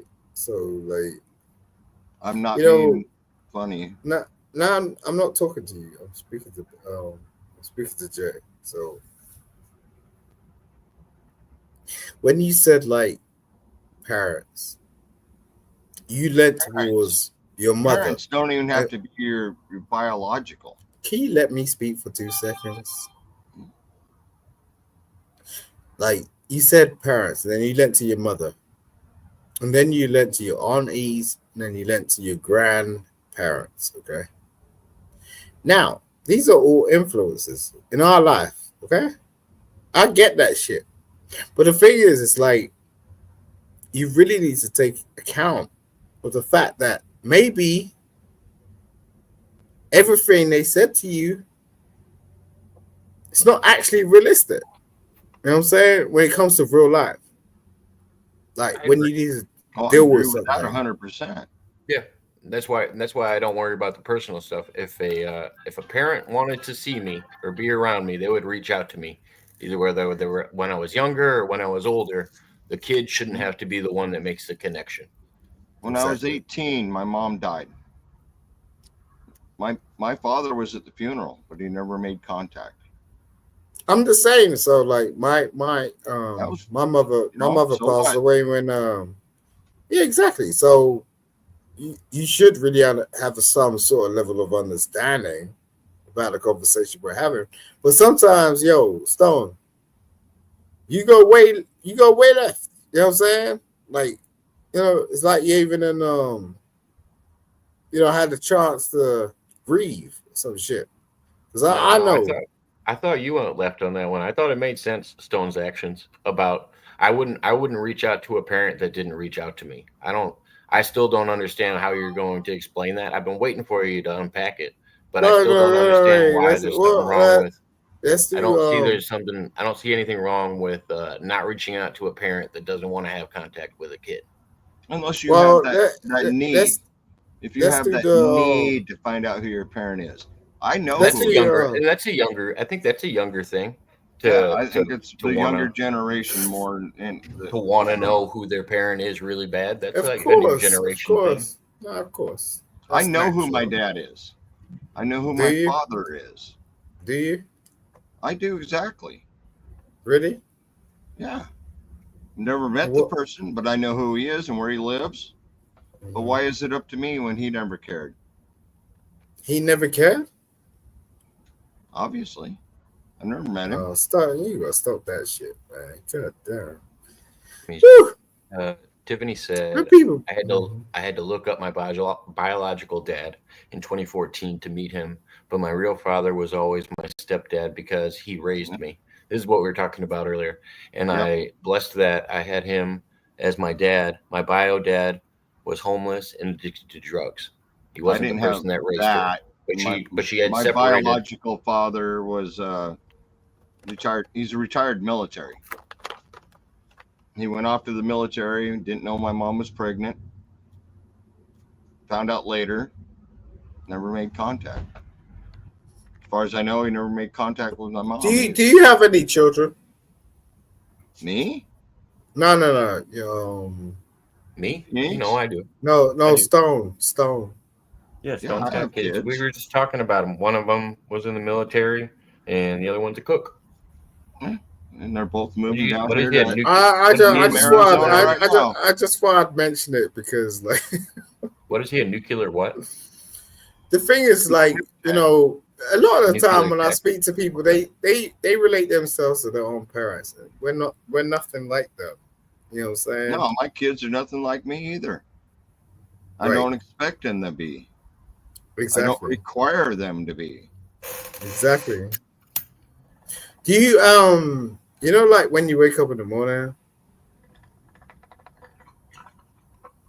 how do you feel? Oh, outside of the arthritis? I don't give a fuck about arthritis. I'm just asking you a straight up question, man. God damn. I live a lifestyle that keeps me happy. So you're cool in the morning? Always. What time do you wake up? 5. Is there anything around you? Oh, the sky. What do you want right now? What? What do you want right now? Want? No, not in that funny sense. I'm just saying, like, you built the shit up, right? You got your life, you got everything going on. You gonna marry again, or you gonna give what do you want? Like, do you want I'm still happily married. Oh, you are? Yeah, I said I've been almost married for 30 years. I'm happy. I mean, people say some shit sometimes. You know what I'm saying? Like what? Yeah, Simon, I would tell you that Stone is a very big. He knows the difference between a want and a need. That's why he said want right when you said that. I was just really interested because I feel like Tony has most of the things that he needs in life. So much. Yeah, I mean, he's got a lady in the back, right? That's what he's saying. He's like, yo, I'm finessing my chick in the back. I don't need anything else, right? We're out here. Well, he's got his family. He's got his wife. He's got he's doing some massages and shit. Massages? What? What? What are you talking about? Well, he gonna be doing something. Yeah, there's no way just keep it laying in the back like that. I don't You know know what I'm why. saying? I don't know why you have such a hard concept to realize that people can be happily married and not just talking about their Not that ex-wives all stone the time. face, like goddamn, like God. He's a happy dude. He happy? What the fuck? Smile, nigga. I am smiling. And Oh, don't call me that again. that's okay. Yeah, you said Yeah, that. I'm Simon, sorry. he didn't like that. So if you do it again, No, I know. I mean, yeah. I'm sorry. That's just my tongue. So I apologize. I understand to a point.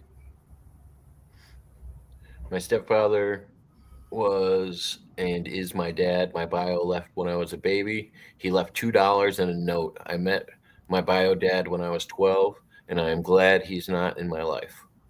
Yeah, Wow. a lot of people feel like that. I don't know that. I don't know that. That's like you're saying, Simon. I know who my biological father is, and he seems like a great person, but he never wanted to be in my life. But So why would I want to bring somebody that doesn't want to be in my life into my life? it don't work like that? Most of the It time, absolutely does work like that. no, it don't. Like most of the time, this is where we get confused, right? Something happened, and we don't want to address it, and we're not going to give that person the time of day to Yeah, even my have the father conversation about it. had sex with my mom, went off to Vietnam, came back a different man, didn't want to deal with it. And Exactly, but I mean, look, we're men. that's right? on him. Do you That is understand how not that on works? me. It is not Nothing on to me. do with you. Look, as a child, as a As a sport, child, I knew nothing. exactly. I mean, but that's I cool. didn't know I mean, hardly anything about any of this until after my mother died. but you gotta just. I'm just saying, like, I think it's. I'm not being an advocate for, you know, Well, if you find that gap in your life and you want to, and you feel the need to really know, I'm so glad I'm having this fucking conversation with you, bro. my brother had the same issue. My little brother, he found his dad, or his father, not dad, found his father, and he was so freaking disappointed. I met his father too, at the same time, and he was so disappointed that this man wasn't part of his life, his whole life, even if he wasn't there as a dad. But he could have been there as a father and chose not to. That's a good He point. found I him. mean, He found him, connected with him, and they haven't spoken since that day of connection. you know, the thing is, like, some people are just not built for it. But That's a choice. And I guess I'm more old school. I've always been the idea that if you're not up for it, probably don't go around sleeping with women. yeah, I mean, If you're not going to deal know with what I the mean? problem, don't get into yeah, the some issue. no, I'm we not- got we I'm got a of whole the rare- live we got a whole lot of virgins over here. Like, at I'm 41. of the rare breed of knowing that sex leads to pregnancy. I guess that's not a very common thing nowadays, but No, it's a total common thing. Like, that's why I my don't. kids were born with their mother and father in the room, and when they come see us, their mother and father are still in the room. So, I mean, as an elder, right? How do you cope with life not having sex? about what? What do you mean? You deal with it just like anything. As you get older, especially as a married life, like everybody says, it's less and less. You just deal with it. Yeah, I'll give an You- example. you- So, sex- like, for sex me, is not like, love. Sex is not love. no, it's not. And I think what most people don't understand, and this is what I relate to, is because when you've been in like a real long-term relationship, sex doesn't actually mean anything. Oh hell yeah, it does. It still means something.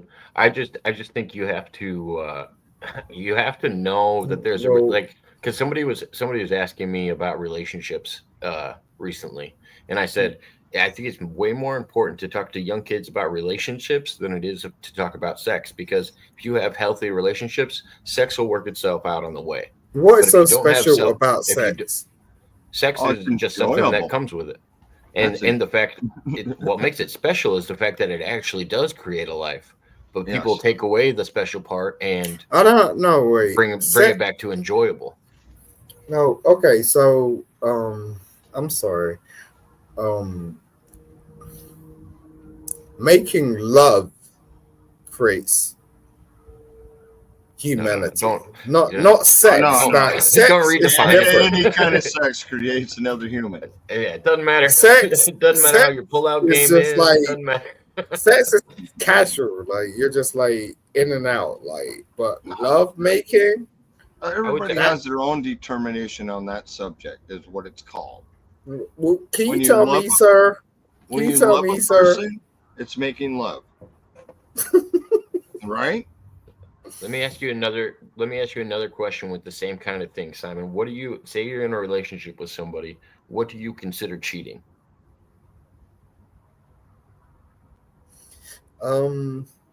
Well, just outright defiance. Yeah, defiance. Yeah, because if you have a like, you know, I would never get into a relationship with somebody where we have not had like certain levels of conversation or go, okay, these are the rules and boundaries in terms of how I feel and how you feel, right? Once you cross that line, it's over. And that don't mean fucking somebody. You know what I'm saying? It, can It be multiple means like, yo, don't let me see you over somewhere where you're telling me you're not at, and I just like, you know, for some strange reason, I saw you there. You know what I'm saying? It's just, Well, I don't like to do. The reason I Or ask you is lack of because trust. cheating for me is beyond breaking rules that were established. If I felt guilty Right. about something, that would be cheating. Yeah, I If I mean, felt I and did something that I felt guilty about, that'd be enough for me to be like, I cheated. it's not unreasonable. Do you know what I'm saying? It's not like you're going out your way and go, oh, like, because sometimes people put this down to controlism and all that shit. And it's just like, look, if you're gonna step out and I find out about it, that's God me tell God said me, you know what I'm saying? I'm supposed to lay eyes on you. You know what I'm saying? And I've done So it plenty of times. you set boundaries pre-relationship. Of course. I mean, that's what marriage is, right? Yeah, I've been married 30 years. We set boundaries long before we got married, Yeah, exactly. So you should know and we about it. have not broke those boundaries. Yeah, And exactly. that's the establishing a healthy relationship that I was talking about. It doesn't matter if you're talking about work or if you're talking about a girlfriend or a marriage or just a friendship. If you don't Or have just flat boundaries in out any lying. of those things, that's where you get taken advantage of in all situations, is if you don't have boundaries. The thing is we shouldn't need to sort of live our lives thinking we're going to be taken advantage of. Too many I people think- try to well, it's because too many people try to compromise their boundaries in order to make others happy. That's where you get into unhealthy relationships, no matter what it is. If you ever engage with somebody like that, you gotta drop that shit because they still got so much like to learn. You know what I'm saying? Yeah. Like the moment someone starts to go left of me, I'm like, yo, like I ain't even like you go over there and play with them. You know what I'm saying? It's like play school or some shit, Sesame Street. Like I ain't got time for that. You know what I mean? Not in a bad way, but I'm just saying, like, why are you interacting with me when I'm trying to be serious with you?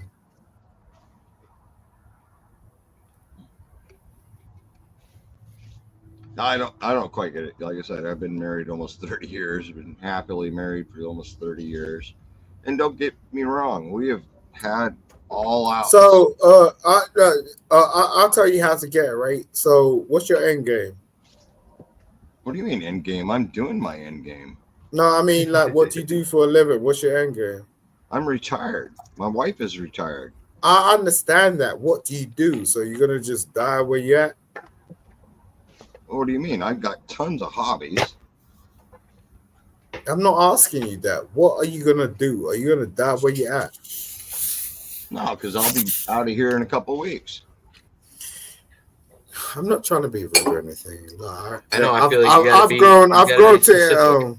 You Yeah, gotta be I've grown to like you as a person. I just don't understand what you mean. There I is- look. I don't endgame understand is- what you mean. Do you understand me? So it's like, would- look, if wanna I had, Simon, I want to keep being happy and grow old. I'm just saying, That's my end game. where you at? So you have an apartment or some shit? Is that like what's going on? Oh, no, you I'm have, a nomad. what does that mean? That means He's a gypsy. I move around. Oh, so you okay? So that's fine. So is I that where sold you're gonna my be house. happy? I sold not- my house and I'm traveling. You don't know. You don't need to do that on YouTube. I'm just saying. no. That's why he was telling you that's what makes him happy was to get out of living in a house and go being a nomad. You were asking him what makes him happy. He's spending Okay. time with What I'm his doing is wife and making his I'm just family saying- and being a nomad. Those are the things that make him happy. Look, Very simple man you're talking to. and we will go. not right? not simple mentally, just simple on the fact of wants and needs. No, He knows what he wants in so life. It sounds like we'll go right. So, are you saying you're happy? Just like let's say tomorrow, like you just had a heart attack or some shit like that. You're cool with that If that's the way it works, yeah. right now? How do I control stuff like that? It's not about control. I'm just asking you a question. Why would it matter? It matters a lot because How? okay, so If I'm happy right now and I have a heart attack and I die happy, why would that matter? because I just met you, and you mean a lot to me. Okay. Whether Oh, you mean tomorrow whether I'm you just, do, I'm whether just as you happy tomorrow. whether you understand it and or not, you I'm do. having a heart attack and I'm So happy Simon, to die happy.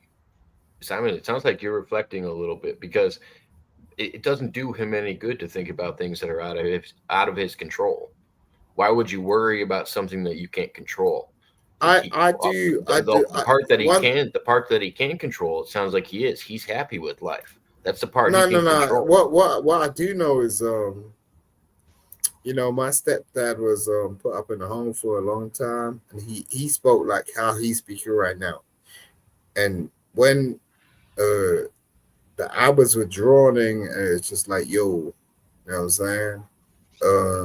No one's taking care of you. No one's paying any sort of like particular. No, like I just met you, bro. But I would be damned if some shit happened to you in the next 24 fucking hours. I don't give a fuck where you're from. I ain't part of that. I'll make sure. I'll try to make sure that you're okay. And like whatever happened was like, Hey, Gonzo.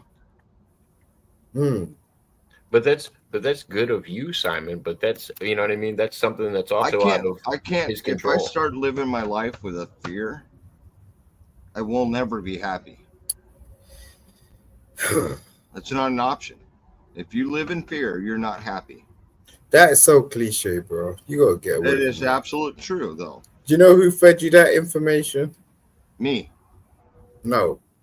You've ever lived in fear? What? Have you ever lived in fear? I don't know if you know who you're speaking to, bro. Hey, I've lived in fear for many, many years, and I was Damn. not happy. Yo, Jacob, I no tell this longer dude. live in fear. I actually agree with Tony. It doesn't do me any good. The only thing I can come to life with is preparedness. I can be prepared for the difficult road ahead, but it doesn't do me any good to worry about what's around every corner. It doesn't. Yeah. Yo, it'll be debilitating, and I won't leave the house. That's how you become agoraphobic. If you're worried about Yeah. You want to spend your life, agoraphobic. in the Agoraphobic. bathtub, go spend your life in the bathtub. Yo, Wolf, he actually I know. outside for real, like, or is this? Oh yeah, just like he a sleeps trip? out. He sleeps outside every night. Yeah, Oh. 365 days a year, I'm outside. All day, Why every you? day, all All night. right. So, what do you want? Do you want something? Do you want? Do you want to get to some? Are you saying? What are you gonna? I That's didn't right, know that. Gonzo. Paranoia will destroy you. You're Oh, right. Jesus. If you worry about the future, you're not living your life now. It's true. You're And not then in the you present. can't be happy because you're not living your life now. I'm just kind of confused. Are you outside? You said you're outside, but you're online. I'm like, what? He's I'm on really Wi-Fi. confused. Yeah, they have this thing called wireless internet. You can get on I have devices even Starlink. outside of your home. Okay. I'm outside. I'm in a tent. I got a hammock set up right behind me. But yeah, you got what is that, mobile or some shit? What? He's on a laptop. No, I'm not on a laptop. I got a small computer hooked up in here.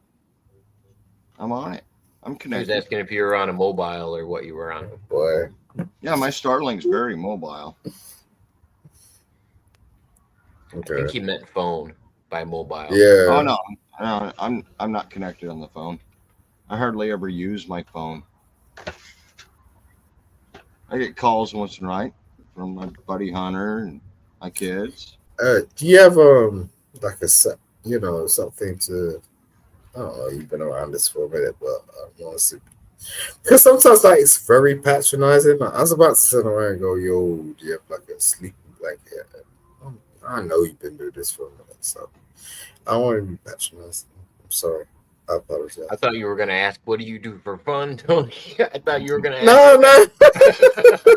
I was waiting for it. Watch What do my you do? videos. No. For fun. No. I'm say. When I'm down here, I drive around the desert in my Jeep looking for rocks. That's what I do for real. What are you flossing for? What? Are you doing that 4x4 shit? Okay.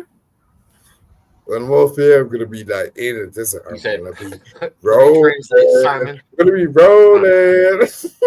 Simon, I gotta translate because I don't think Stone got any of that. So he's asked if you were flossing by saying that you had a Jeep, which meant like bragging because you have a Jeep. I don't think he was bragging. He was just telling you his vehicle.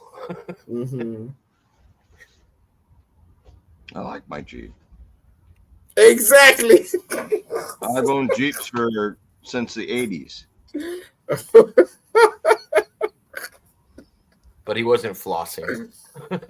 He's totally flossing. He's the old nigga like, yo, I got more shit than yo. Okay. You're gonna get the boot. Stop with the N-word. Oh, I don't know how many times I gotta tell you. That one wasn't direct. That one wasn't direct, so I didn't kick you. But I'm sorry, Jacob. I know, man. You just gotta appreciate other people's boundaries. Give me a second, guys. I gotta take a quick bio. Oh, you're good. Oh yeah. But I'd say Stone's a pretty down to earth guy. You'd like him. He's a cool cat. Mm-hmm. I'm a Jeep. So you're a Jeep? I can't even say the rest of the fucking sentence because it's Master Ace. Like, can't even. I mean, you heard that track? I'm a Jeep ass. Yeah, I knew what you were going with. Yeah. I knew where you were going. Yeah. That's me. I've been at that from like about 94. Yeah. It always goes well, I mean, to be fair, you're one of the few black people that actually come on and say that word. Usually it's an older white guy that says it, and it throws me off even more. So no, I don't like this is just like how I taught. Like I speak to this. No, I know. That's what I mean. Ain't but, like I'm more comfortable with somebody. I'm more comfortable with somebody that's black saying it than I am comfortable with an old white guy that's saying it. Because usually I get old white guys that say it. I mean, yeah. I mean, I would take offense to that if an old white do that. I'm just like like this is just my life. Like I hang around certain people and we just talk, and it's just like off YouTube, and that's like so. When it comes to YouTube, it's like it's hard for me to sort of pull back and like turn out this this sort of character because I ain't like I really ain't trying to be something else, like you know, like for example, it's like 2:20 over here. And I got to drag my daughter to school in the morning. And Well, I go got get some about rest, Simon. Staying up late, cursing at people on the internet. Josh, I'm just joking. no, you're right. I mean, but my way of rest is actually roasting, and you know, it's not. Yeah, it's not sort of like a big deal, like you know. But there's certain people like you. So yeah, I'm gonna pop off this. And, you know, thank you for being here. I really appreciated having a conversation with Stonewall. Like, Hey, you know what and you should do, Simon? What I recommend you do? I'm gonna leave this video up. You should play it back and listen to it tomorrow. all right, I'm gonna do that, Jay. For real. I'm not trying to say that to be patronizing or patronizing. No. I really look up to you, and you know that's how I am. Do you know what I'm saying? I ain't about to think I'm above anybody. If there's a leader in the house, be the leader. I want you to be the leader, Jacob. So yeah, I mean, If I'm we'll the just smartest see. person in the room, then I don't want. You're damn fucking right. I'm just saying, if I'm the smartest person in the room, I don't want to be in that room. There's just certain people that carry it, bro. There's just certain people that carry it. Look, I'll be like Triple H, and you could be Roman Reigns. Like I don't give a fuck about that shit. You know what I'm saying? I will never be called Roman Reigns. Hey, new age. I get acknowledged too much to be Roman Reigns. CM Punk, no. You know what I mean? I could tolerate CM Punk. I'll be a punk. I could be a punk. Yeah. But all right, man. You have a good night. It was nice talking to you. And thank you very much. I salute you, sir. Later on, Simon. But I have a feeling if Simon watches that back, I have a feeling he'll see a lot of reflecting because the subjects that you got pressed on were the ones that were really sore for him. Yeah. And it wasn't anything like once I realized what was going on, I was like, oh, I see what's going on here. Hitting too close These are to soft home. spots. Yeah, these are soft spots. Which is too bad. I mean, but I understand. Yeah, no, you orchestrated it well. And I was trying not to interrupt too much, but I wanted to let you kind of handle it. Stone's got a hold of it. Yeah, everything but that N-word. All right, which I get. No, that's what I was joking about when you walked away. As I was telling him, I was like, well, you know, to be honest, Simon, I'd rather have you saying the N-word than some of the old white guys that come on here saying it. Like if I had to pick. I don't know if you saw Gonzo's last comment. He said Stone Wolf is definitely not cityfied. I don't like any kind of city environment, so yes. Yeah. But don't get me wrong, I have spent many of time in the city, and I didn't like it. Right. It's not because you haven't been there and didn't experience it. It's because I did experience it, and I don't want any choose of that. not to anymore.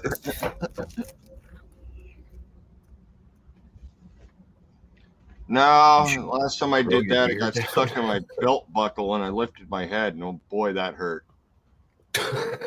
They actually made it down to your belt buckle? Yeah. That's pretty long. I was able to tuck my hair in my back belt too. How long does something like that take? 5 years. 5 years? Jesus. It grows fast. I can say that's much faster than me. Like I can't tell you the last time I shaved, but I mean, look at this hair. It's a couple months, Jacob. Yeah. And I shaved the beard too. So it's you know I've never had a problem with that. I think I shaved two weeks ago. I finally have stubble again. I'm like a naked mole rat. I just don't grow hair like a man. I can I deal think with this that. is 2 weeks here on the sides where I'm Oh yeah, trimmed I the can't sides establish. I off. can't establish something like that in 2 weeks. Oh, my Mine kids looks are more like jealous too. mine looks more like the darker part right above that after 2 weeks. You have a darker part that like kind of outlines your white that I can Yeah. see in the camera. That's kind of where I'm at after 2 weeks. That little Oh, my kids hate it. They're like, well, I shaved last week. But you got a beard. oh yeah, it's funny because and I don't know if well Tony's probably definitely dealt with this, but I don't know how many other people have. There's something to going out and just staying in the woods by yourself and just In the having to quiet. take in all of the sounds. Well, it's not quiet. If Well, you're out the there long by enough, yourself is a big one for a lot of people. oh yeah. It took me a while. I had to do it a couple days at a time before I was like, "Oh, I can tolerate this." Because I would miss things right away and be like, "Oh man, get in my head about stuff." You're really trapped in your thoughts.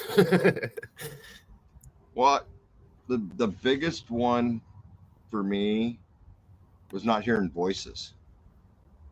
And then after a couple months hearing voices. Oh yeah. That was the hardest one to deal with, but those voices were in my head. Oh, And okay. it took me almost a year to get okay with the voices in my head, which is the reason I was out there to begin with. What do you call those? What do you call those voices? I don't know if it's me, myself, or I. I just didn't know if you think of it as like a conscious, like your conscience talking to you, or Well, if it's like a guiding, if it's a guiding thing, or if it's more no, like, no, hey, I'm God, going to throw no. this train off the rails. Sometimes like that, yeah. It's just a matter of when you're alone long enough, you have to deal with the one person that you're involved with. So you have to learn to live with yourself. And once I accomplished that, no going back. Fair. Been no going back since. I know who I am. I'm happy with who I am. I can deal with myself. I don't, well, I still argue with myself, but hey, that's a whole different game. Yeah, Gonzo, this is fun to do every once in a while. You got to take the city guys out to the country. He said they freaked out from no city background noise, No car just the noises, silence. no ambulances, no police cars. That's the best part to me. The same with it's the same with the ambient light when you actually can go Get experience somewhere the where there's no sky. light. Oh yeah. Oh man, that's a game changer. Because I That's remember going on my trip, like I was like, that is the most time, like that's the one time I've seen the most sky that I've ever gotten to see. Like I've never.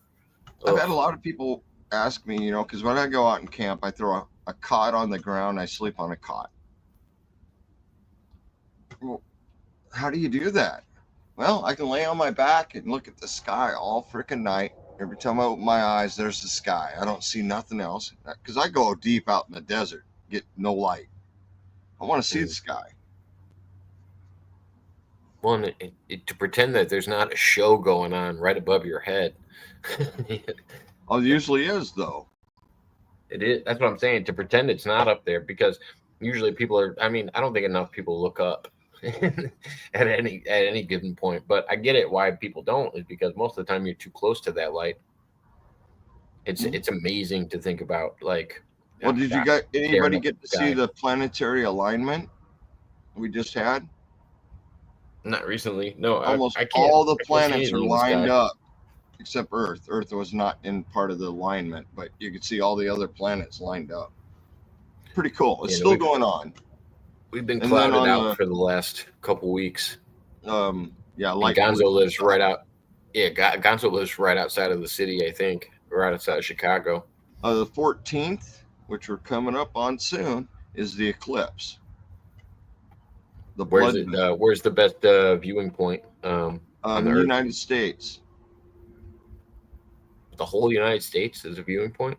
Yeah, The Earth is going to block out the moon. Okay. So it's an event that's going to happen 2-3 o'clock in the morning. Oh, okay. I don't Yeah, remember no, 'cause I exactly was what wondering time because it for is. but the last solar eclipse, it was like only viewable in southern Illinois for a period of yeah, time. Europe's like, getting the peak. screwed on this one. This is the United States. From the look of the map, more central you are on the United States, the better it's going to be. But Oh, okay. you know, that all What depends do on you the weather. see? What do you see visually? Do you see a blacked out moon, or what do you see? It's going to turn red. Okay. It's a rare event. It'll happen again in September, but we won't see So, it here. is it also a blood moon, or is it only? It is a blood moon, yeah. Okay, it's a blood moon eclipse. Yeah. Interesting. But yeah, no, light pollution does suck because most of the time you have to get really out to be able to see some of that stuff that when it comes to like seeing galaxies up in the sky. I mean, Which they're just coming into view now. The oh yeah, Milky Way is just coming into view now. And my last trip out, yeah, I set an alarm for like 1 o'clock in the morning when I'm out there. So I wake up and stare at the sky for a while. I usually Nice. fall asleep pretty quick, but yeah, the night sky in the desert is something else. But I go out far enough to where I don't get too much light pollution, but it's not zero light pollution. Not here. There's a pretty cool app that you can get for your phone that we tried when we were out on that trip, and you can point it anywhere in the sky because it doesn't matter if you're pointing down at the bottom of the Earth; it'll go through the Earth and tell you what constellations are below you too. I use an app called Sky Map. Okay, it does do the same thing. Yeah, it doesn't matter where you point it. It tells you everything, constellations, everything. Nice. Yeah. I mean, that's the only middle ground if you can't actually see stuff. Yeah, Cool to look at stuff like that. You can use your phone to look at it. Yeah, my app is literally called Sky Map, and it works great. It doesn't cover meteor showers, asteroids, stuff like that. Those aren't in there.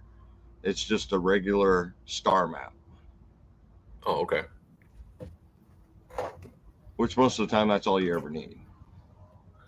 Yeah. Most of the time, the meteors aren't even picked up until they're pretty close. You go like this, and it tells you what that bright spot is up there.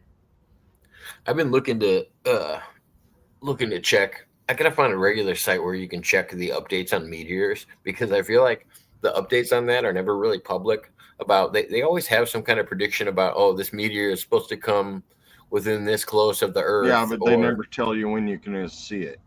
Oh yeah, exactly. And I'm like, wait a minute. Except unless it's Halley's Comet or something like that. NASA has the best information. Go into NASA.gov and look what you're looking for. I mean, I was out this last camping trip and I'm sitting around with a bunch of people and I say, hey, look, everybody, it's a space station going by. I'm like, you're serious? And I'm like, that's the only thing up there moving that fast, you know? I didn't even have to look it up. I knew it was the space station. I was going to say, at least with that size. There's plenty of space junk. Like the brightest Venus, way closer, but moving, 26,000 miles an hour or whatever the hell it is. Yeah. Yeah, I think I've only seen footage of, I'm pretty sure I've only seen footage of the space station. You can go on to NASA and they got a tracking. If the night's clear, it'll tell you what time you can see it from where. I remember seeing October Sky when I was younger. It was actually a pretty good movie if anybody hasn't seen it. But they watched Sputnik go through the sky, and I was like, that's cool. I remember because now I can reflect back on it and be like, I remember where I was the first time I saw Starlink go through the sky and how I felt about it. I was like, holy crap. Like they launch them out of California here, and I've seen two so far, 2 launches. Watching the rocket go up and across the sky, leaving the trail. Oh, yeah, that's wild. I feel like, well, and also the ones where he's relanding them, those are bizarre. Well, crazy how they can land that bugger back on the pad. Right. I'm like, And what are we doing? I think it's 157 times they've used the same rocket. Yeah. No, I was actually having this conversation with somebody the other day about they were telling me how worried they were about Elon Musk and his security clearance, and I'm like, you realize this guy's been making rockets for a period of time where his security clearance is a lot more than you would think it is. Like, they don't want him giving any kind of information to other countries. He's got a really high security clearance already. Yeah. Regardless of if he's friends with Trump now, that doesn't really make a difference. Yeah, trust him or not. SpaceX. Pretty much got to trust him. Right. SpaceX, when he established that, is when he got top level security clearance, especially because, and it kind of made me think a lot differently about some of the conspiracies I think about, because when I see him sit down and talk to somebody like Joe Rogan, and they're talking about technology that could be more advanced than our own, that like our government or our military might own, and he looks at you and goes, no, like, I have the best stuff. Anybody that has better stuff than me, I would know about it. Like, I kind of believe it. Well, they're just not from this planet, so hey. Right. Well, no, it makes me wonder, because I've always thought the military was more advanced than ourselves, and they are had better technology. But it's weird to think that. But there's what if Elon Musk is the most advanced when it comes to that technology and now publicly using it. Yeah, which is weird. We've never had that middle ground. Yeah, we've never had that middle ground for the public to see. It's always been like Lockheed Skunk Works owns this, or hey, I pay the guy a monthly check for my Starlink, so hey, as long as it works. And it works great. Yeah. I also like the fact more that satellites he puts up there, the better it's going to work. Have you seen a sky map, a satellite yet? No, I haven't. Oh my God, it's crazy up there. Absolutely nuts how much is up in space flying around. Oh, how much debris? Like, I've seen the not garbage. Not just debris. We still have old satellites from the 40s and 50s and 60s up there. Oh, I know. And I was always convinced that it was almost impossible to take off just because of the space debris that was flying around us. Like, you had to really know where it all is. Yeah, just the garbage. You watch the night sky, you don't know if that's a meteor or just garbage falling. Well, usually the meteor would have some kind of a light source, wouldn't it? Because of the energy. The flame on. Oh, yeah. Man, well, I guess watching one of those come down and explode. That's the coolest thing. How do you deter the difference between something breaking into our atmosphere and heating up compared to something with a tail that's, on fire that's out of our atmosphere? It's like size-wise. Well, I've seen a lot of comets. Well, 3, which is a lot for my lifetime, but... Have you seen Halley's Comet? Halley's, a couple others. Okay. And a whole different thing looking at them in the sky than it is a boom, boat go across the sky. And I've seen them literally up in Washington fly across the sky beyond the horizon. Those hit ground somewhere. But I've seen them also fly into the atmosphere and explode, which is spectacular to see. Oh, man. I better be around for the next Halley's Comet. When's it coming around again? What's your guess? It's like 75 years or something like that, so you might see it. I probably won't. When was the last one? Oh, God. I was young. I don't remember. Guys, dating back more than 2,000 years. Hellbop was last seen in 1986. So it was before I was born. The last time it was here. I was 18. It's 76 years in between. So it'll be 2061. It'll be in the middle of July. Well, it'll be the end of July. So you might see it. I may not. Hard to say. Hail Bop was another one I saw when I was 30, 29 or 30. Something like that. With my kids Great. moving down here, I'll actually have my telescope again. That'll be nice. A grain It's of one of those sand. things I wished I kept traveling with me is my telescope. Well, that's the other thing, Gonzo, is when you're watching things enter, a lot of it's burning up in the atmosphere too. So it may be very small by the time it reaches the surface. Well, Isn't that where we have the most? things that hit do not reach the surface. Don't we have? We have a lot of. I think there'd be meteors that are untouched that land on Antarctica a lot. Mhm. That's one of the spots that they find them all the time. Oh, you can find meteors anywhere. Anywhere on this planet, you can find them. Yeah. I didn't know if They're there was like everywhere. spots that were. I mean, they've been hitting this more planet popular. for years. Towards the poles is the most popular. Oh, okay. Because Are of they the dropped in? magnetic draw, yeah. Okay, yeah, drawn in by the magnetic field, and I assume they got heavy metals in them. Yeah, well, the Northern Lights are materials from the space coming in. That's what causes Northern Lights. It may be coming from the sun. It may be coming from a meteor shower. You know, dust from a comet can cause that.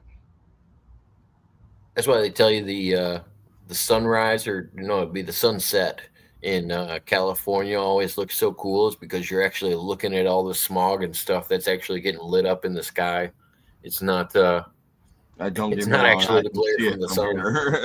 here. Yeah, but they get like iconic views because everything else is lit up in the sky as well. Yeah, you're not going to really see anything that's smaller than a baseball. It might be a quick flash. You don't know if you saw it or not. But like Gonzo said, a grain of sand is a lot of the stuff entering. What was that one that happened? There's some of them that are big enough where it looks like daytime when they come in. I've seen some pretty big ones Oh, on. I've seen some pretty nasty videos on some of the bigger ones coming in. Yeah, it just looks like it But turns those are like daytime for a minute, basketballs or something like that. That's it.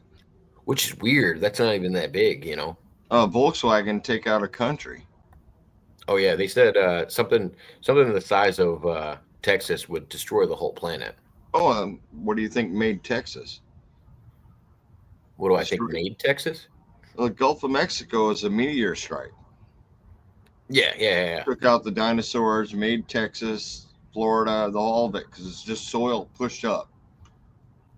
Oh, okay. I just thought there was a. I just thought there That was a used to divot. be that whole area from the Arctic Ocean down through between the Rockies and the Appalachians was all ocean. Oh, okay. So it pushed up, the ground level. Hey, I was How always. else you finding shark teeth in Kansas? I thought that was because it was getting shot out. Like that made more sense. Like the plume of it getting pushed out. I didn't realize it was making like higher land around it. I figured it was cutting a hole Yeah, from where it crashed in. the Caribbean and Bahamas and all that is reaction from the soil being pushed out. The whole tip of Florida is from that too. Well, and does that explain why? Because I was always under the impression that Easter Island used to be a lot larger and maybe was attached to land as well. I don't really know much about the geology of Easter Island. I know they're finding some cool shit out there though. Yeah, well, they're finding similarities in the gods in their names. Like Ra is actually really close to the main god that they have in the Moai statues, Yeah. and Ra is famous around the planet, yeah, which is crazy to think about something that old. I mean, we're talking old. Well, not as old as the Earth, but in the age of man, that's kind of old. Where we got depictions in temples in Egypt, Mayan, Incan, and even in Russia, Oh, yeah. and their depictions are all identical. Well, that's Well, and even not. the This isn't structures. man. This has got to be alien. Well, even if we look at the man work, if it's step pyramids or pyramids, why do we have these same structures all across different continents And if there wasn't all some kind of a built- land bridge? All built differently, but same geometrics. And if you look really weird into it, We just caught up farther- in geometry in the 19 or 1840s or something like that to what they did back then, 5,000 years ago. yeah, well, that's the craziest thing. The older you look back at pyramid structures, that's when they were actually designed better. They actually lost technology over the time when it comes to like the Great Pyramids are probably the oldest pyramids we have. And then pyramids just got worse and worse after the construction of the Great Pyramids. Yeah, I mean, you look at the Mayan, which is the newer culture of that. Their pyramids are crumbly and falling apart. They didn't make them out of the proper stone. Or the Yeah. Incas, way better. Same climate, way better. And then you look over in Egypt, which used to have that climate, but those pyramids are still standing and happy. Yeah. Well, and I mean- the Incas actually probably had it the toughest, considering theirs was abandoned and taken over by jungle. The Mayans didn't really have that because that wasn't a jungle area for that much longer afterwards. Same Right. with Egypt. It eventually turned into a desert. But So, now they're it finding, got buried, finding this but it was stuff preserved. in Asia, in Russia, over on the Asian continent. They're finding these structures that have been buried. Oh, have you seen the ones in China? I don't trust China. That's actually the thing behind it is the Chinese government doesn't address these pyramids, but if you look at them on a map, they're clearly pyramids that were covered up, and people don't know. Some of the ones we got out there under the ocean. Oh yeah, I mean, the ones that are deep buried. deep in the Atlantic Ocean, which we know, as continents separate, land falls. So we know at some point those had to be at surface. And of course, the ones they're finding in Antarctica, because we know Antarctica used to be tropical because of the polar reversal, and our poles change constantly. They're constantly moving. And if you're using a compass, you got to constantly look up what your declination is. I know in Washington it's 16% declination. That's the difference between the magnetic pole and true north. Is 16%. But that's constantly changing. I brought up this spot last time. I think Kirsten and somebody else were on. These are the underwater structures off the coast of Japan that people are taking pictures of. They haven't been exposed to the light, like outside of the water, in over 2,000 years. So they were built long before that. But the claim is that they're natural. Yeah, when they were exposed to the air. Right. It's just like a lot of people are saying that these are basically natural features, and I don't know. I don't see natural features in this, but it's actually got a name. I can't remember. It's the Unaguni Monument. It's off the coast of I've heard of Japan. that. But yeah, I don't think it's man-made. It looks a little wild. I don't think it's not man-made. Structures have structure. To a certain I extent. studied enough geology to know that natural structure is natural structure. Well, and I think there's a big difference between cleavage and something that looks like stairs to me. Right. You know what I mean? Like there's a balance to it. Well, you're not showing the picture, so I don't know what you're doing. Oh, I have them pulled up. Can you not see them? Sorry about that.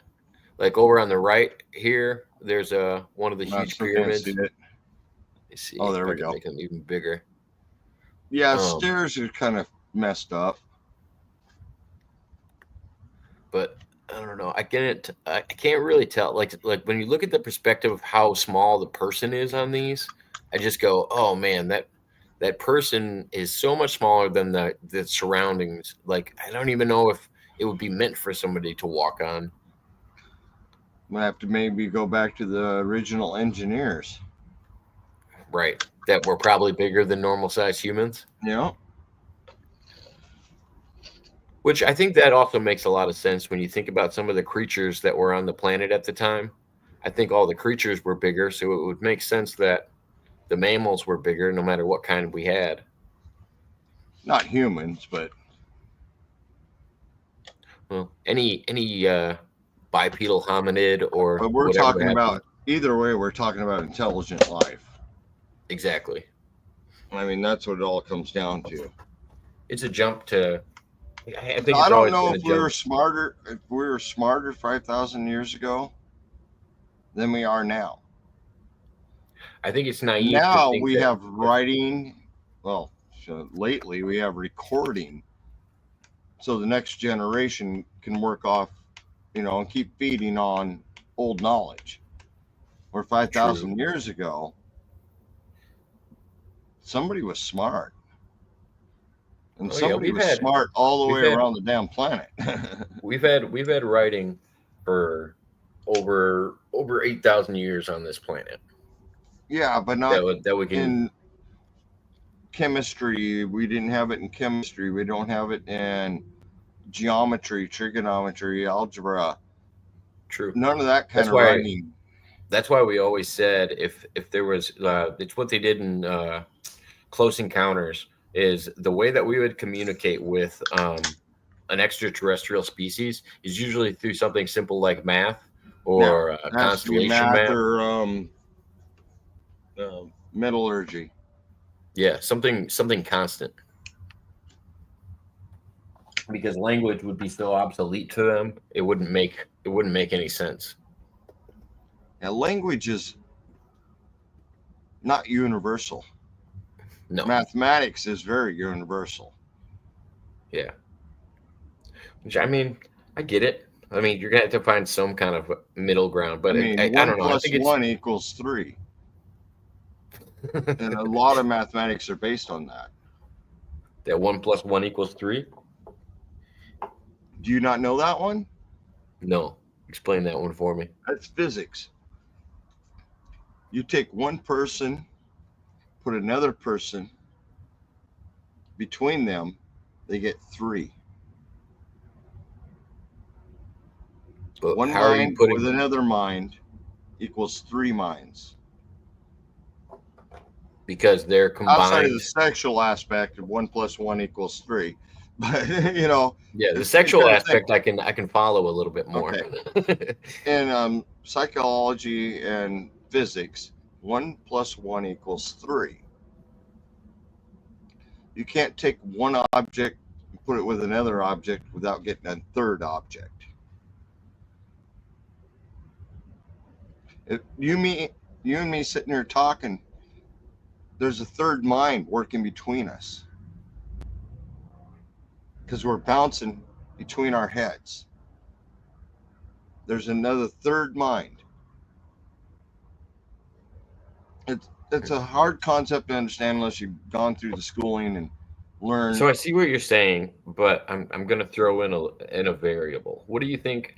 What do you think if there's some kind of disconnect between two people when they're conversating? With if one people don't always make a third, or you're talking to somebody that's they will. not involved in the conversation. Okay, you got 2 people here, 2 people here, equals 5. Okay, There's so it's a always central there's always an circle extra. It's always an above- extra 1. There's always an extra 1 because of the combination. If you're alone, you're 1. So does You're not 2 and 2 alone. You think you're 2, but if you're working together, you're 3. So does 2 and 2 also have the potential of being 5 and 6? Depending if you separate. Okay. But if you separate, you're only getting 2 and 1 + 1 = 3, or 2 + 1 = 4. Okay. Now I see what you're saying. It doesn't Oh, work yeah. out any differently. That's how in the old days it's called brainstorming. I mean, that's what we call it now, is brainstorming. You put 10 people in a room, you get 11th. I get you. That makes a little bit more sense. I was thinking of the variable of people that I aren't won't argue with involved that, Gonzo. Yeah, I'm not going to try to place a guess on that. When I saw it come in, I was like, I don't know that species. But no, you take two elements, physical elements, put them together, you make a third physical element. You think about it. It's simple as that. So the unity itself is its own unit. A separate element. Okay. And knowledge is power. If you put two brains together, you're going to get a third brain working between the two, with stuff bouncing back and forth. It may activate something in you, it may activate something in me, but it's that third brain that does it, not just the two of us. The interaction is another one. Okay. Take two magnets. That still makes you think. That still makes me think that the 1 and 1 could be 2 or 3, because 2, if there's not if the interaction isn't happening, if you don't have the interaction, it is still 2. Yes. Yeah, that's what I was wondering. Because nowadays there's too many. We were talking about this the other day too. Too many NPCs walking around, just non-playable characters that have no dialogue, that are just out here to be out here. Yeah. But the limited fact is, if the two interact, they create the third. Because the biggest reach I ever got with this one was when it comes to numbers, that 0 isn't actually a number. It's more of a placeholder in understanding numbers themselves. Like, that's the biggest leap I've ever got outside of cultures, 0 was the first number. Hey, Brett. Or lack, it's recognized as the lack thereof. What's up, Brett? Get a haircut today, man? Looking fresh. Get all trimmed up. And trim this up and left my beard. Got the cop mustache. I like it. Oh, is he trying to grow something? I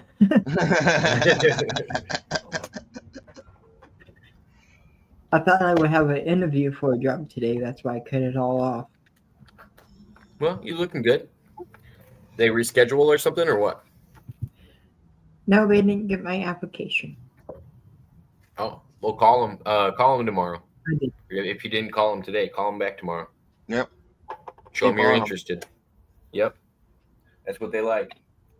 They're like a girlfriend playing hard to get. You gotta get on them. I've never had a girlfriend play hard to get. I was always on the other side. It happens sometimes. You can't say that. Sometimes you gotta work for the. Sometimes you gotta work for the prize. Sometimes you gotta work for the prize.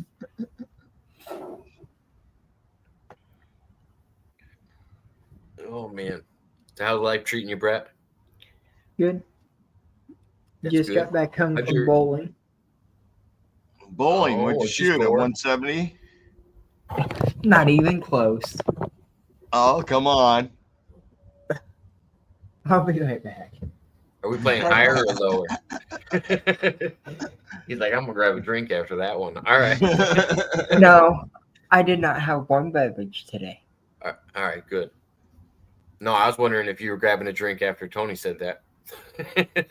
Like, maybe go grab a drink now that I have to talk about my score. I have 2 more left in my refrigerator. So. All right. Save it. So what was your score? He's looking it up. I am looking it up. 156, 99, 134. 99. 156 was 156. Are you sure you weren't drinking? I wasn't drinking.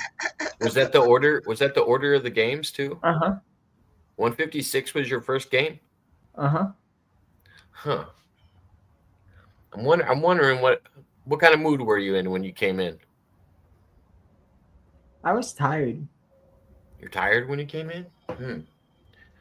I wonder what it was. I'm gonna say you came in must fresh. have been more tired the second round for sure. Right. Knocked you down to a 99. I don't know. Man. But you brought it back with the 136. I could probably Last use a soccer week- ball and do better than 99. Last week was 129, 201, and 166. Okay. 201 ain't bad. There you go. What's your personal best? Do you know your record? 189 First for best me. game? 189 is your best game? No, 289. Sorry. Okay.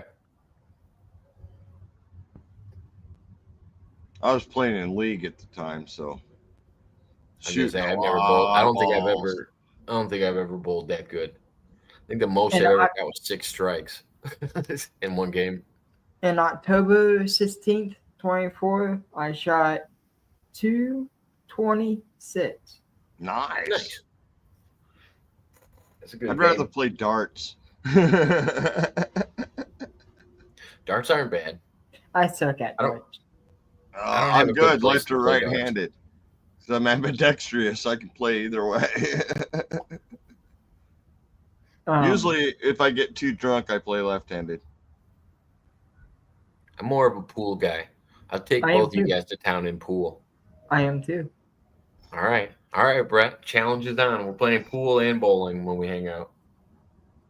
I gotta win something. I like pool, but I don't Yeah. play regular pool.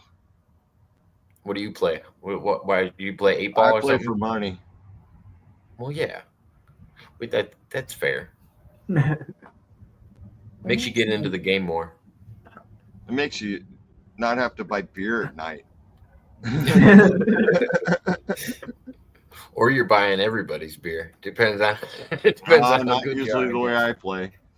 I did have a mentor that I played pool with a lot. And, oh yeah, I paid for his beer all night. Every time too. I never beat that guy. I grew up with my dad who thought he was the best pool player of all time. And every single time he would enter a competition, he would win. And it took me years and years and years to be able to beat him. But once I ended up being able to beat him, I haven't lost to my dad in pool since. I think it happened. I remember when we were camping and I finally beat him. And I never lost to him again after that. Took me years, though. Jacob could be the bad influence to the younger demographic. In the beginning of all these kids wasn't drinking. Yeah, I know. And I go over this all the time. I don't think I'm responsible for the adults that come on my channel. If they want to go worship when they're on their channel and they want to come over and have a good time when they're open. Yeah, that's fair. Besides, the people that are heavy drinkers, they're the ones that get the most shit over here. Like, if you look at Jimmy Rizzo, when he comes in here sauced up, I feel like he's the only one that gets – I mean, he gives it as much as he gets it, but – And he doesn't come in here unless he's sauced up. Exactly. Oh, Gonzo's got a pool table in the basement. I bet he's a shark. Gotta watch out for him. That's all right. 10 cents a ball? Oh, no. I thought we were playing for money. What are we talking about here? 10 cents. a Oh, ball. 10 cents a ball can get very expensive after a few games. Oh yeah, after a few games. Normally, we it's $10 a table. That's what we used Yeah, to play for.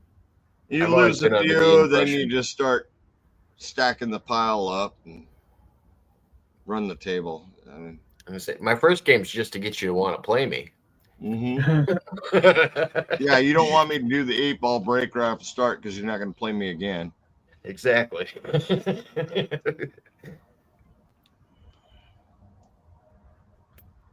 Took me years to learn an 8-ball break, though. I can only do it if I'm also the one racking it. Or trust the person that is. Right, because most of the time, I don't know. I don't like the way other people rack. They just don't. I've never seen somebody do it tight enough where you get a good pop. It's always too loose or it settles because the rack's bad and they don't know how to pull the rack off after they do it. Yeah. Yeah, I grew up playing in the bars, you know. Oh yeah, I have my fingers in it when I'm pulling the rack off because I'm Yeah. keeping it packed so Lock, tight. Like most people don't. pull. Yeah. I'm so picky about that. It depends who I'm playing, whether I do that or not. Because sometimes it's nice to leave one ball in the back a little loose. Good answer, Gonzo. That is a good answer. I've seen enough movies not to play with the guy who talks about money before we play. No, I'm the guy that. What is this? Which color am I shooting in? Are we stripes or solids, or am I 1 through 5? Yeah. How does this work? Staggering around the table. I'm not that drunk. That's how I learned to play those bar pool.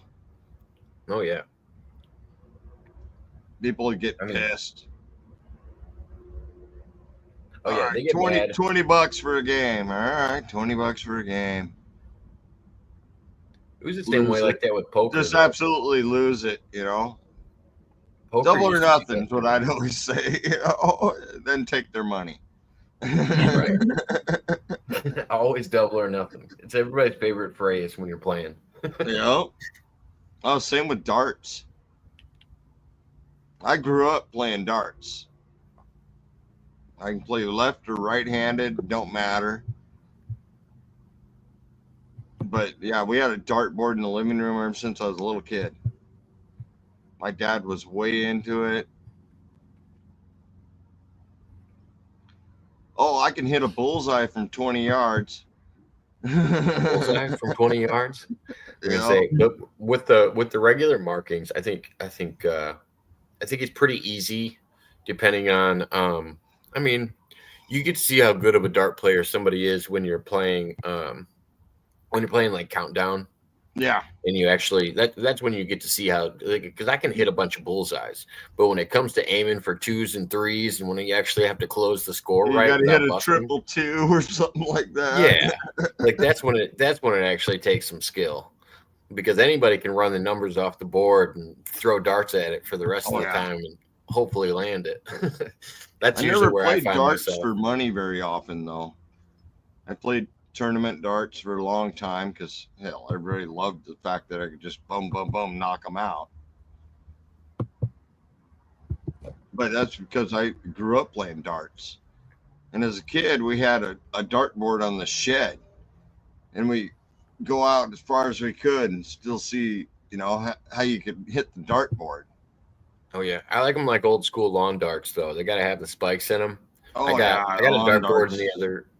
I got a dartboard in the other room with just holes around the wall that we filled in over the years. Because I like those ones. I like those ones more. I've broken too many tips to be like, nah, I'm not gonna play with these plastic ones anymore.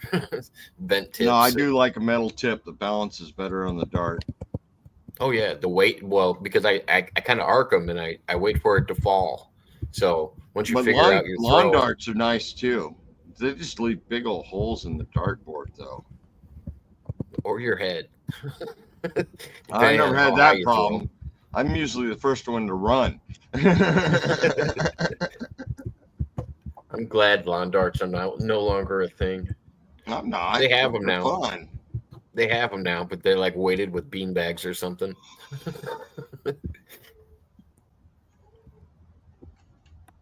You say one time I was near St. Louis visiting my family, and my cousin was babysitting this kid. He was like 10 and completely smoked me. Yeah, there's no age prodigy. limit on skill. Oh, I later found out his dad was a pro. So his dad had been training him, playing against him for years. Well, by the time I was 14, my dad stopped playing darts with me. How'd your game night go the other night, Brett? Nobody. What'd you guys? What'd you end up? What was the game you were playing? It was like a trivia thing, or what was it? Mostly it was, yeah. Oh, okay. Yeah, no, I didn't make it. I was over on Propagates for a little while because he does open panels on Monday, and then I've just been bouncing around doing everybody else's open panels and haven't been doing mine anymore. I even popped over to Tony's. I don't think I've ever seen Tony's Monday show.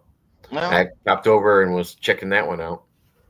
yeah, I thought about doing an open panel after that on Mondays.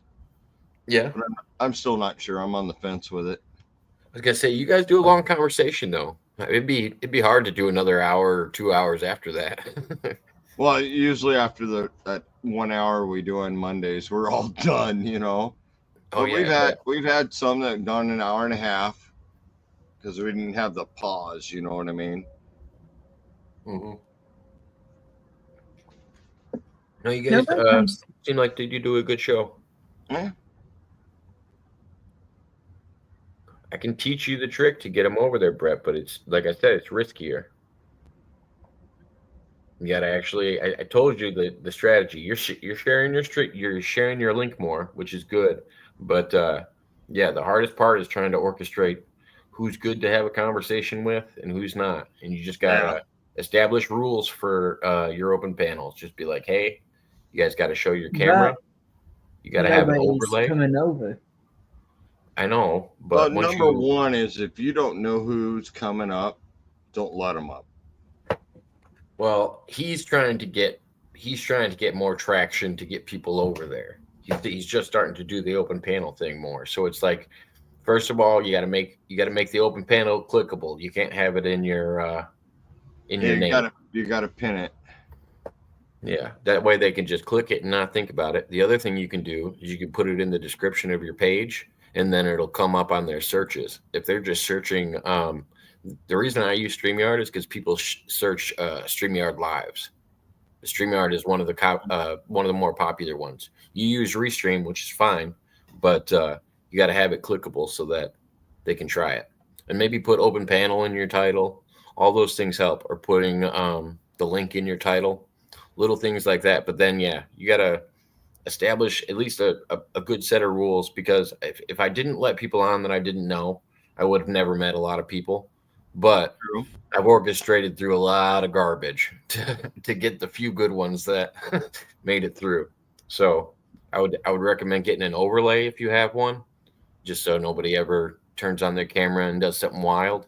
Like I have this one where I can just go to the solo layout and you guys' audio still in, but I don't have to worry about you guys showing an naughty picture or something like that. So just little things, you'll figure it out over time. And that's how you start getting more people in. You'll always get people that are just down for chaos. No, and then what you do is you end up collecting the people that respect. Yeah. And they'll help you build up your community. And that's why I try to come over as much as I can when I catch you live. I'm happy to come on a live with you or help out in the chat if you got people over there being a ruckus. I heard you had I wish I would have seen this live. I don't know if you took it down. I think Nemesis showed up over in your open panel. And I wish I could have seen or heard what happened, because Herman's the one that told me about it. I didn't actually know what happened, but just knowing how he talks about religion, and he came into my chat the other day and said, "I am your God," and I was like, I could only imagine him saying some stuff like that over at Brett's channel. he's a goofy. He didn't say I am my God or nothing. No, he said I am your. He said I am your God. He said that in my chat. I was like, oh, interesting. Because I am my God. Right. Oh. But I am not yours. And I assume Brett's created in the image of, at least. Would you say Brett created in the image of?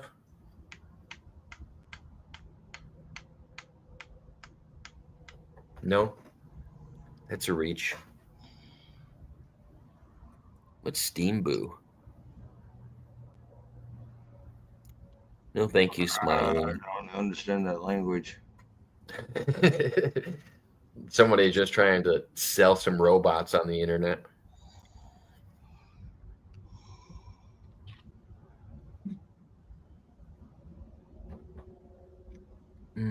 I've heard there's some issues with YouTube algorithm that doesn't push your channel if you mix content like lives and shorts. It depends on what you're doing. I've noticed more. You can get a lot more traction if you do vertical lives. If you're doing shorts all the time. If I was to do more vertical lives, people get like funneled into your content. It's kind of weird because people that are just scrolling through shorts will all of a sudden stumble on a live that's not usually fed into their algorithm. It's weird. Different for everybody. I've just learned this new thing. Like right now, I have videos that are going to upload for the next 30 days because this is the first time I've ever prepared my channel 30 days in advance, and there's 4 videos dropping on my channel every day for the next 30 days, and I don't have to do anything else. It's all taken care of and done. The descriptions are all written. Like, I'm going to see if it makes any difference in the algorithm. This is the first time I've tried this. But I've also kept my camera off for, I don't know what it is, 2 weeks now. Not smoking on camera to see if that makes a difference. Just little things.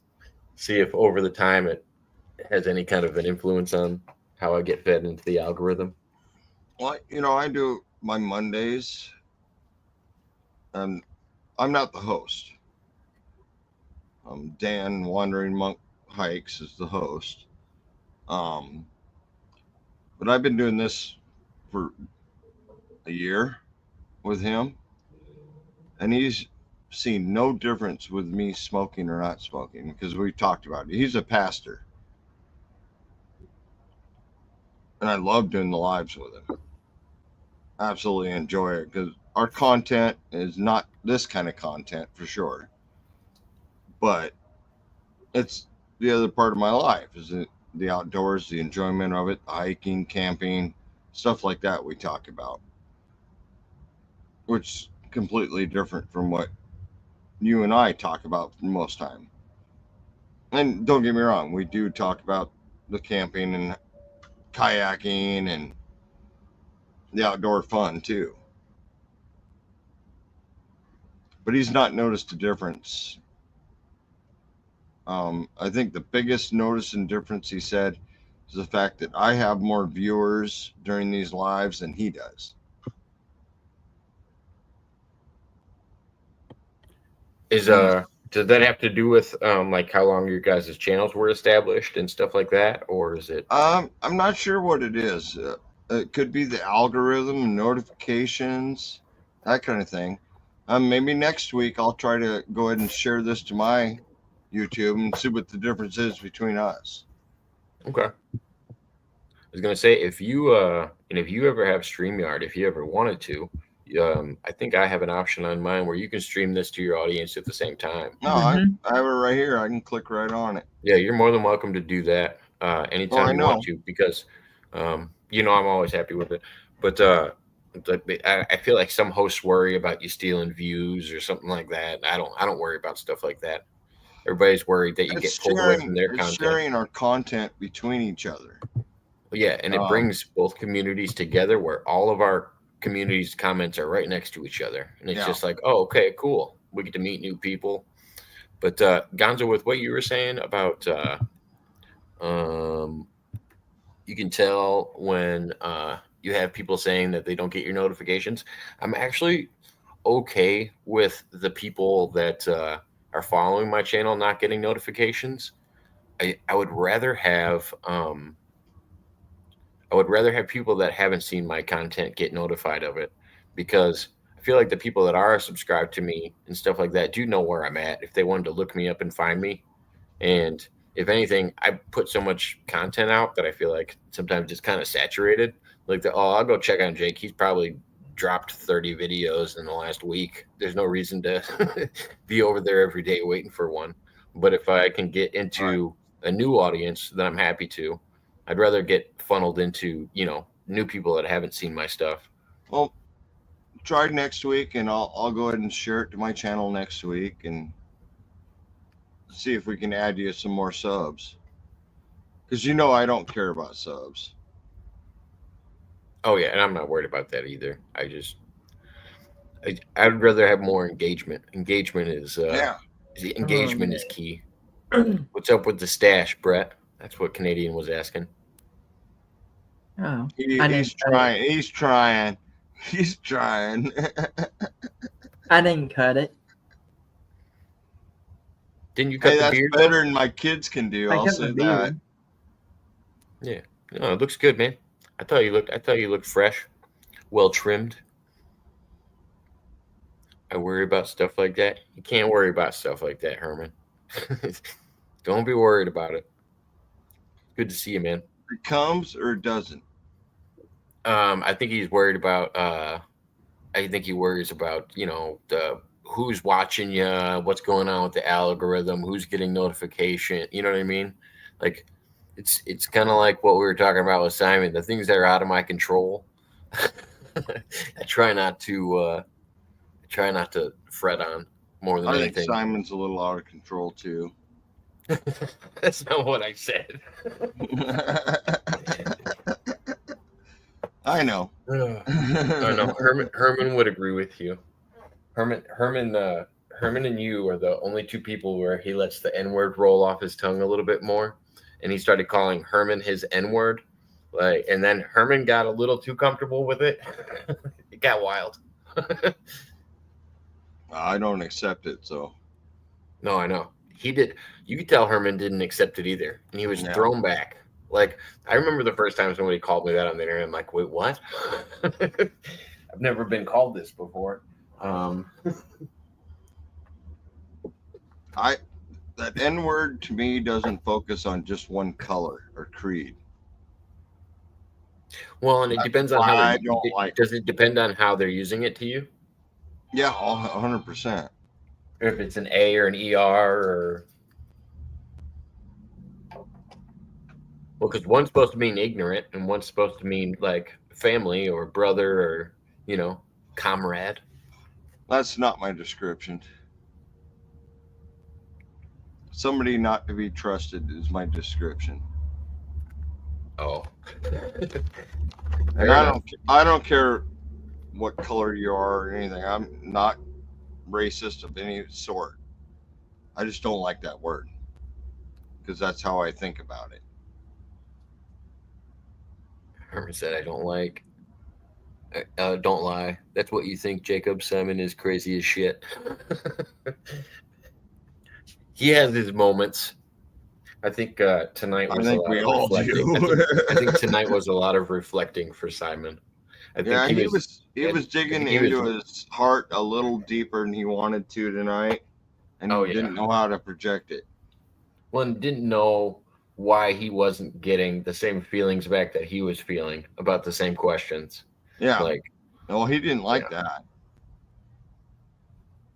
Well, I don't know if you remember, there was one time he came on and we were talking about people being happily married. And me and you were on here, and he was telling us it's impossible to be happily married. There's no such thing, or that we're liars. Oh, yeah, that's where the phrase came up with Herman. Now he shouts out his knitters every time he's on. And the crocheters as well. I'm a weaver, so hey, I'm different. I mean, dare to be different. No, I kind of get his skepticism about it, but some of us do become lifelong partners. And part of the accepting of that is huge. But like I said, I've been married almost 30 years now, and I'm not unhappy about my marriage. I know. And I also think Simon fears a lot of things in life. He does seem to have a lot of fear. Yeah. He carries it around with him. He didn't understand how I could be happy. Or because you don't have a smile on your face 24/7. Because if I see somebody with a crazy smile on their face all the time, I don't think that they're a happy person. I don't know. Maybe it's just me. You're hiding something. Yeah, there's something deeper and darker into there. Yeah. I'm looking for more human characteristics. Everybody has bad days. I am happy. I mean, that's the hardest part people, even my friends, deal with. with my new lifestyle and everything, it's like I am happy. I mean, yeah, clean shaven, you can probably see the smile better, but I care less. I am happy. Yeah, that's probably because you had a tight community, Gonzo. He said, I grew up in the hood. I can guarantee we had neighbors that were some of the best people I ever met. It's because it was a tight community. My nearest neighbor is a mile away, and yes, we were a tight community. Whole different, lifestyle. Well, and it's weird because the people that come together the best are the people that don't have a lot. You know, Mine I is will, very- if you think will about not argue that. The I feel like bartering, people- the trading, growing up doing that was way better than I got 2 cents. I can't even buy a piece of candy, you know? once I just feel like people that have a lot really don't need their neighbors for much.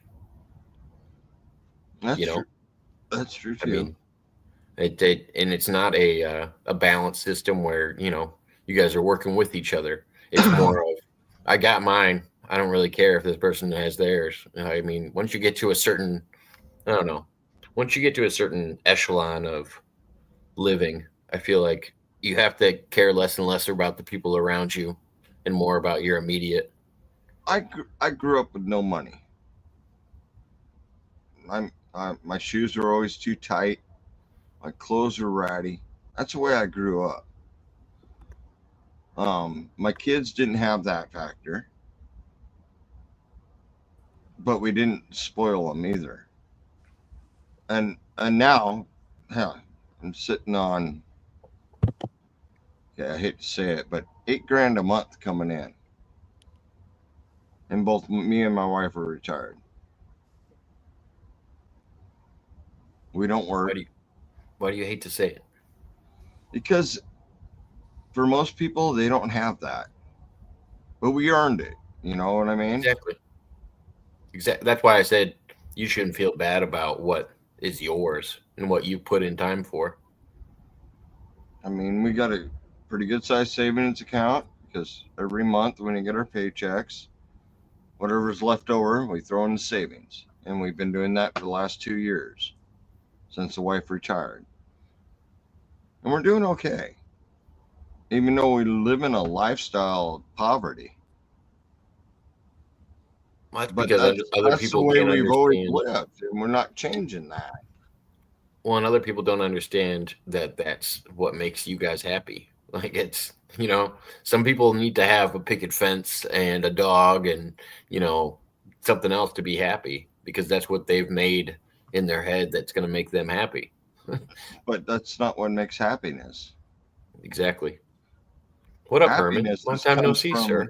doing Not- what you want. What's Hey, up, Herman. Jacob? Hey, I'll what's be going right on? back. Oh yeah, take your time. Thank you for the warning, Tony. Hey, what's going on, guys? I can't show my face. I didn't do my makeup. Hey, I'm a rebel.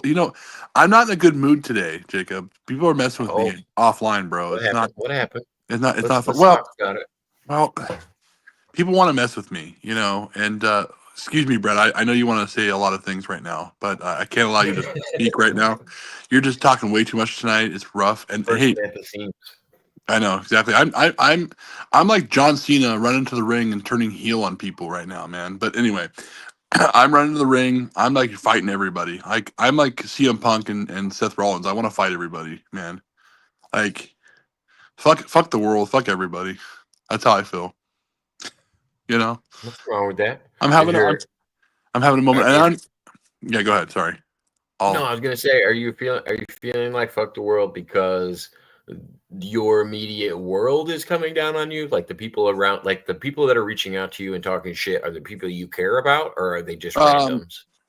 Most of them are randoms, and they're not even YouTube people. They're just like random shitty people like that get a hold of my Facebook somehow. I don't know how the hell they do it. They're not from YouTube. They're just like random people from. Well, I play this game called Monopoly Go. I'm a Pokemon Go and Monopoly Go player.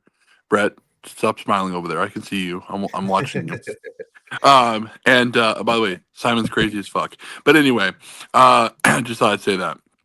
But whatever, who's not crazy as hell? So I play Monopoly Go. So I get these random friend requests from these people, and then they go, "Oh, I heard you're like this. I heard you're this." And I said, "Who the hell are you talking to?" And then they'll mention my friend Kyle. Yeah, I'll mention the guy's name, and I'll say, "Kyle told you that I'm a certain way." Like, okay, why is Kyle talking about me? So I go to confront my friend Kyle, and he goes, "Oh, Herman, you know I have a disability." I said, "Bullshit, Kyle. Why are you telling people about me?" So anyway, Tony, if you're missing it, I'm really pissed tonight, and I'm getting it out here. This is my therapy session tonight with Jacob Waters. It's wild. Enjoy. It's wild. Hope we can help. It's wild that somebody would cop out on a disability. Mm-hmm. Use that as We don't know anybody who does that here on YouTube, do we, Jacob? No, just every single person I Pretty feel much. like likes to grift every once in a while. But no, And the regular how people many we of us talk out to, here don't have a disability? You know what I mean? Right. We're all Yeah. disabled in some way. the question Shape is or how form. many. I don't think there's anybody on the panel right now that uses it as an excuse to talk No. shit on somebody else. No, I will admit though fully, Jacob, and I think you know this. I used to use my anxiety as a crutch. Like, oh my gosh, guys, I have anxiety. Leave me alone. And now I just go, you know what? I have anxiety. Let me deal with it. I'll deal with it, but I'm not going to use that as an excuse to talk shit or to say anything I shouldn't be saying. Like, I'm not trying to tell you all that I'm perfect here on this panel because I'm not. But like, everyone knows me pretty well. Well, damn, But like, we only invite perfect people up here. Come on. oh, gotta go. So you missed it. Simon, when he came on, told us he was perfect. There was no flaws when he first came Nobody's on. perfect. No, I agree, Brett. You're 100% Yeah, correct. you're with right. that. Nobody is, That's, even you though know, people may think they are.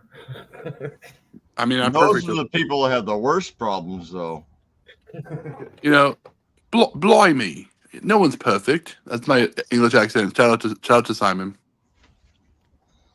But no, that's why I told you when you first came on and you told me something was on your mind. I was like, all right, Let's go. talk about it. Let's go. Why? Well, because I don't want you. Because I know what you'll do. You'll stir about it for 2 minutes while we talk about something else, and then you're like, all right, fuck it, we're not addressing this. I'm going to go somewhere.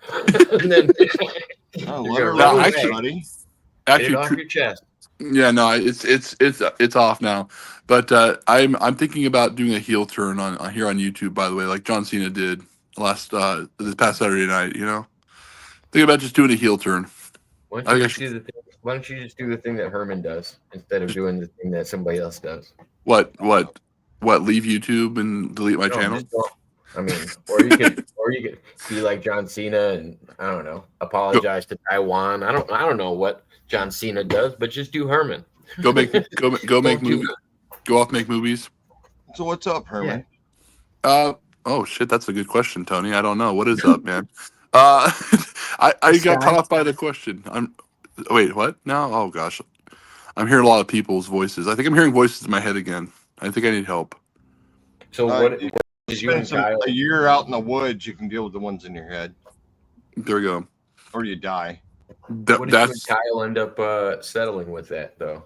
Well, we had like a 3-hour conversation about everything, and I told him if this shit happens again, I'm gonna fly to Bakersfield and kick your ass, and then I'll fly back, and then then it'll be done. I said, you want me to be your friend? Then stop talking shit. If you have a problem with me, you tell me. Like, Jacob, what if I had a problem with you? Have I ever like not told you about it? Have I ever like not brought it up? Nope. It's usually the first thing I have you do. Exactly. Just say, hey, do you have a problem with me? Or, well, I never usually have a problem with Brett. Brett's too innocent to have a problem with it. I would argue that. yeah, it's true. And now Brett's gone. And and I'm going to point you out, Tony. I don't know Tony well enough to like even have an argument with him. I think you're a cool guy, Tony, but like I don't know you very well is what I'm trying to say, what I'm trying to get at here. So you could try to argue with me, but you're going to lose. Probably. More than likely. More than likely. Hey, Brett, don't make me come over there. I'll do it. Anyway, but in the bottom row we have the two nicest people on the internet. Look at this! You guys want to see something here? Look at this! Look at that! Ooh! Heck yeah! Let me get more. Let me get more into the light here so you guys can see it better. So I shaved most of this off. I stand corrected. The two guys in the bottom row just shaved up their facial hair and are looking fresh tonight. Cheers! To all my knitters out there, cheers. Hey, at least you guys are showing your face. Jacob doesn't even want to do that. Yeah, Jacob's a pussy. It's okay. I'm in hiding right now. That's okay. Are you wanted by the FBI, Jacob? No, I decided I was gonna keep my camera off for a little while. Jake asked me the other day, which I thought was a pretty solid guess. Jake was like, "Well, is Jody beating you? Are you trying to hide your He said, "No." I said, "That's not the case." Yeah, you gotta hide those black eyes. Yeah, Jody said, "Just go with it." And I said, "All right, Just go, yeah, go with it." okay. So there we go. We now know the truth. So, if anybody asks, I fell.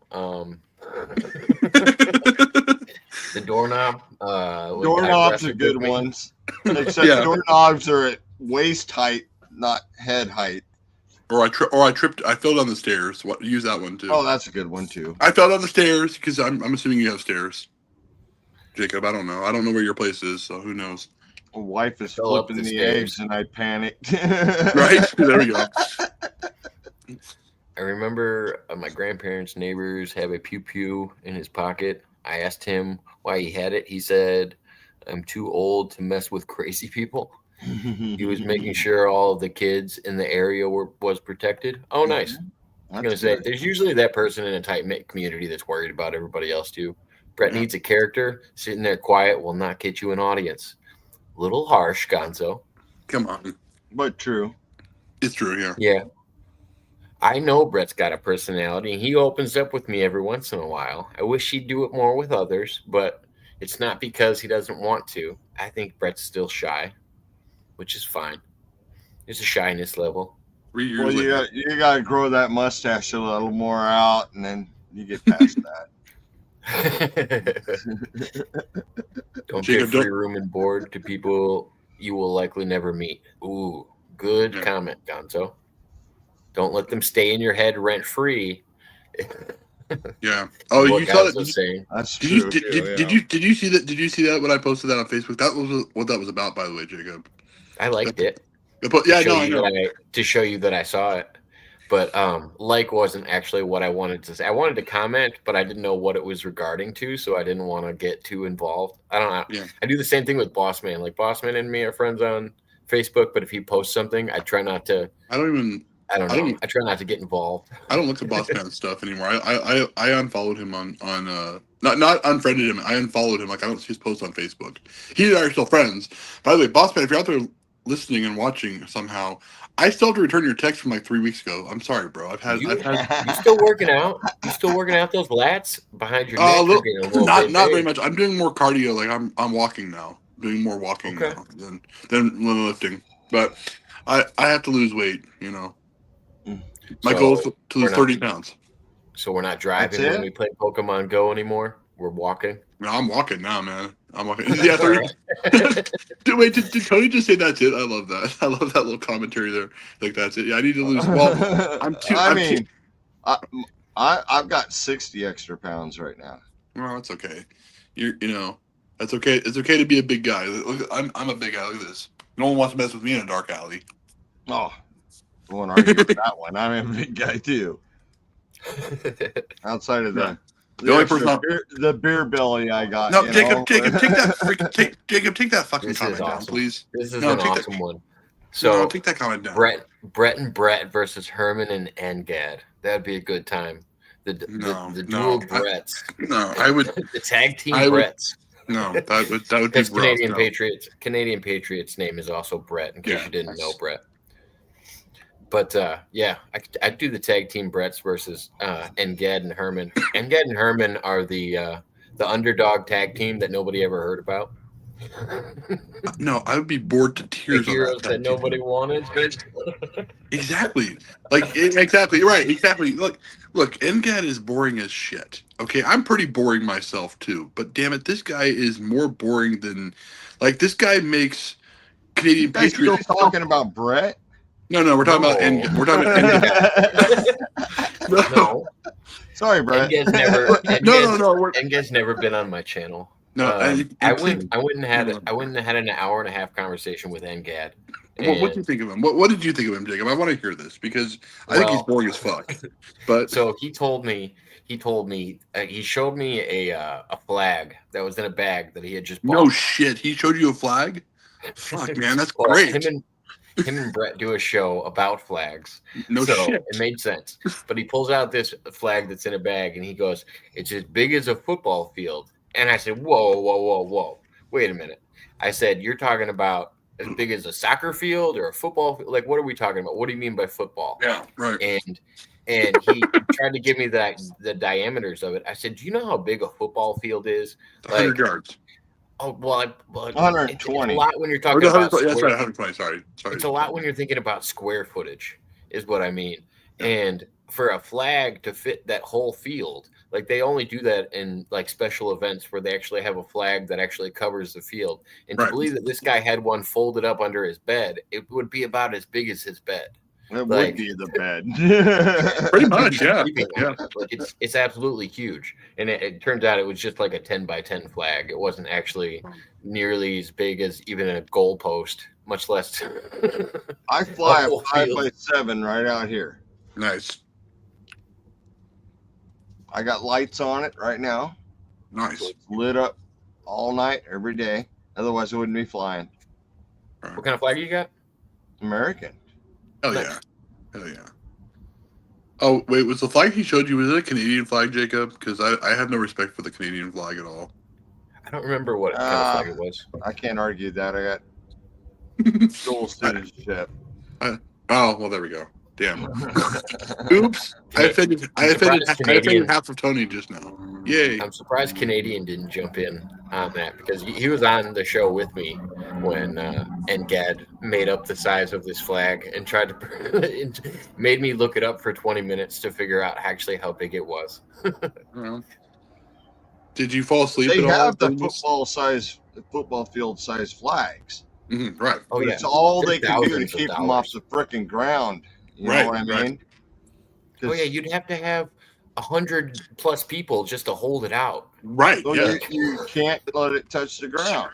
No, right, because then you have to retire it. Yeah. Exactly. All right, good answer. All right, he's your co-host. That was a fair answer.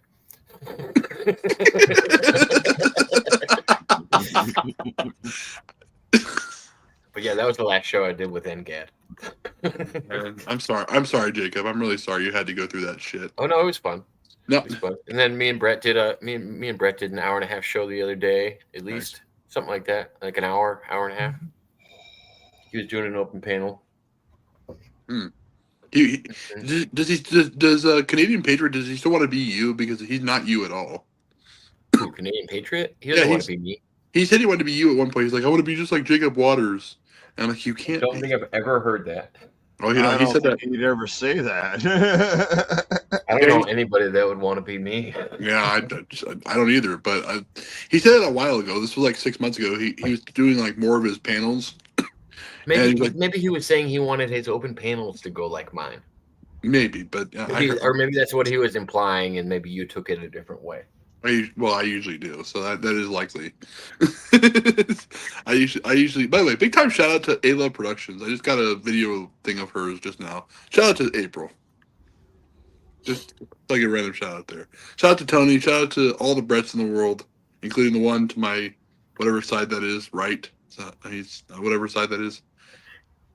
I always miss Canadians' live streams, but I miss a lot of people's live streams with my lifestyle. I'm always doing something else. Yeah. I get it. I'm not on YouTube as much anymore. I just realized this week that I was gifted 7 memberships to different channels. And I went and looked at all the channels to see if they had anything that was beneficial for a membership. And I'm like, I hate to be that guy, but there's nothing in any of this membership stuff that I want to watch. Like, I'm glad you guys gifted me a membership. It was really nice of you. It made me come over here and look at stuff for a minute. But even on like my most favorite channel that I watch, which is the Y-Files on YouTube, it's probably one of my favorite shows to watch. They didn't even have any like good member streams where I'm like, oh, this is content I couldn't find anywhere else.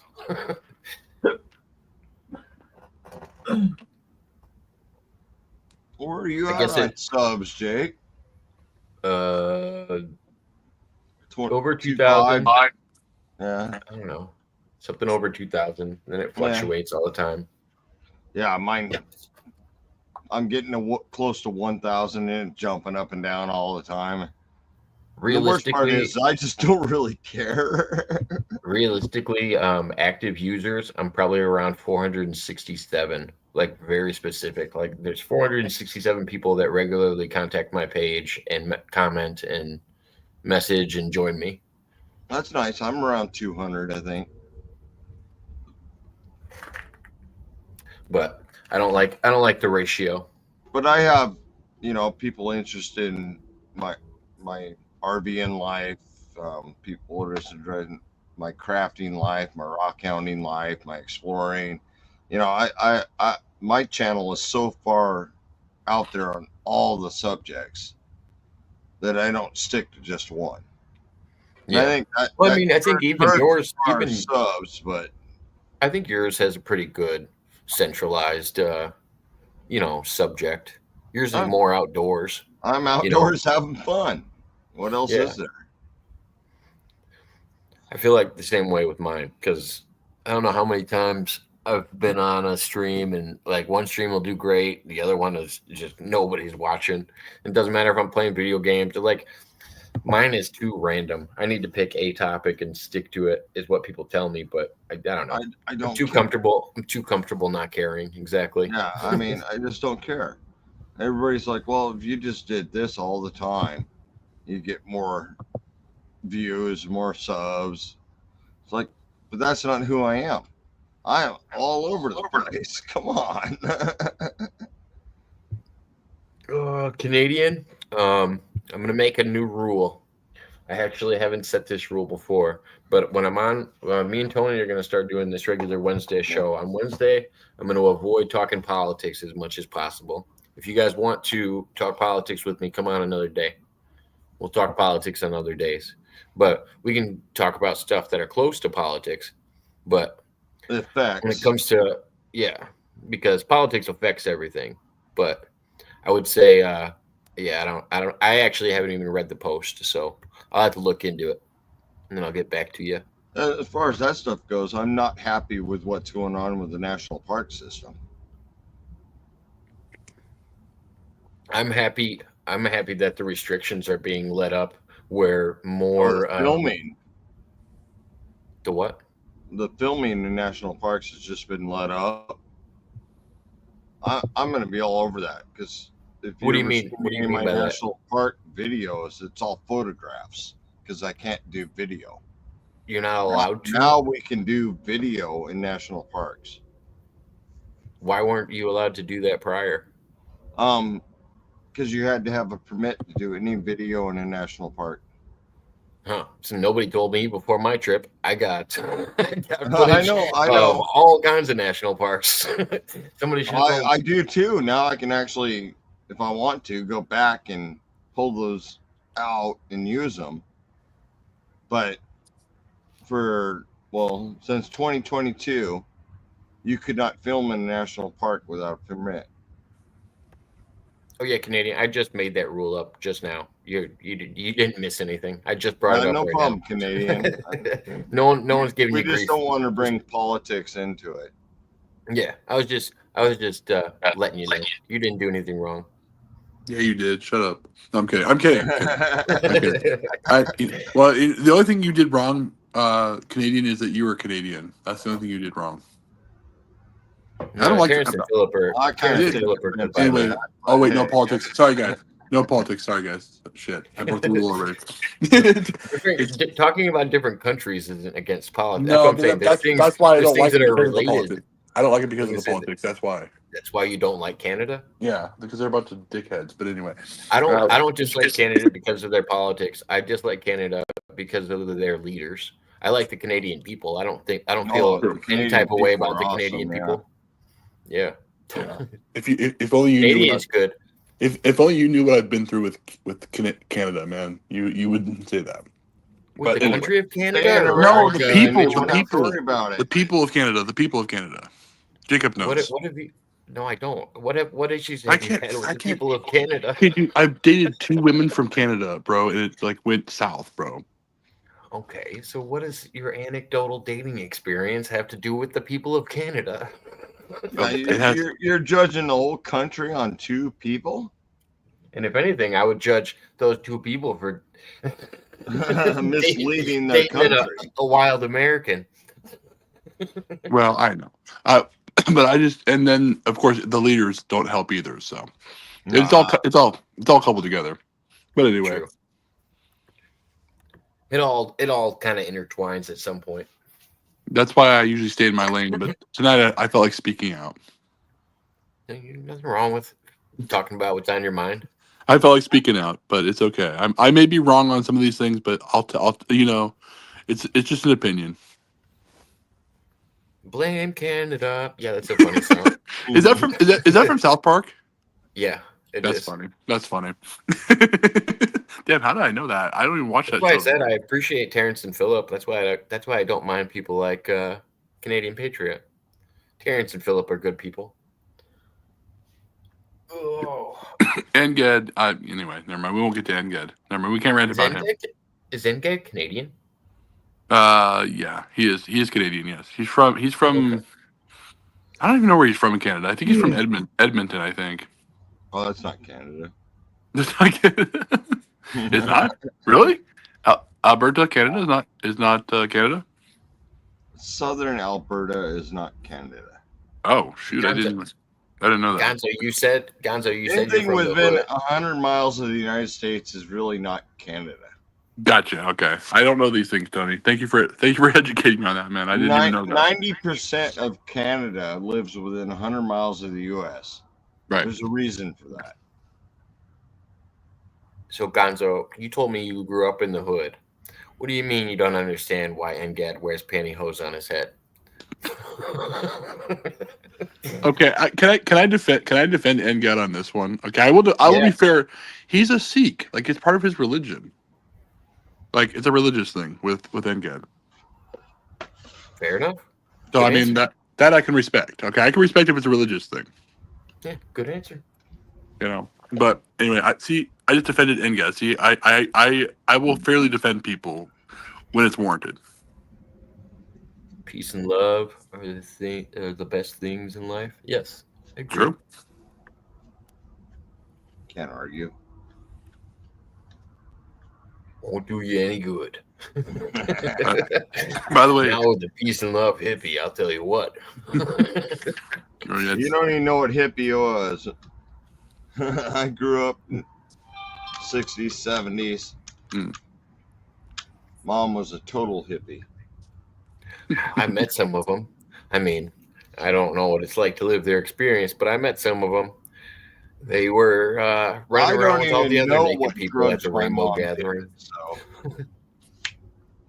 You could tell the original hippies from the other people walking around at the Rainbow Gathering because they sagged farther.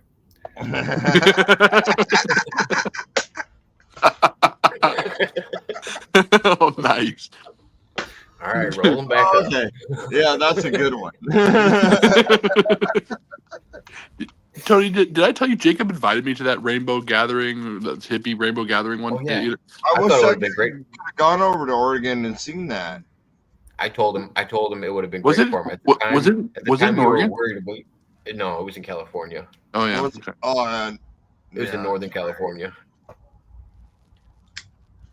But yeah, I've been to 2 hours so away many from Rainbow Herman. gatherings you wouldn't believe. I got up on stage with Grateful Dead.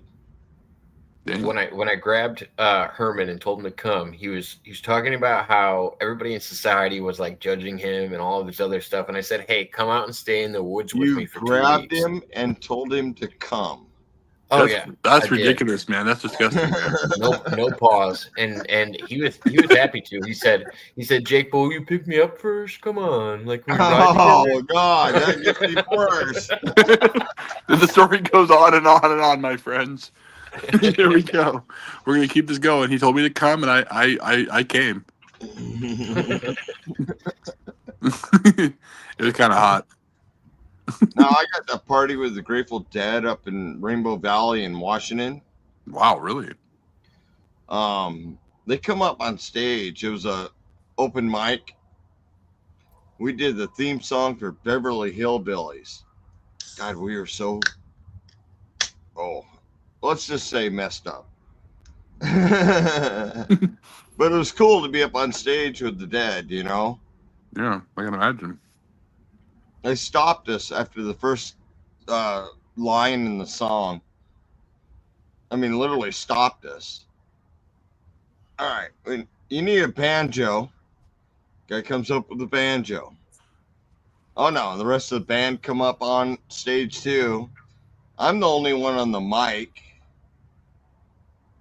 Yeah, 18 years old doing that. God damn, scared to shit.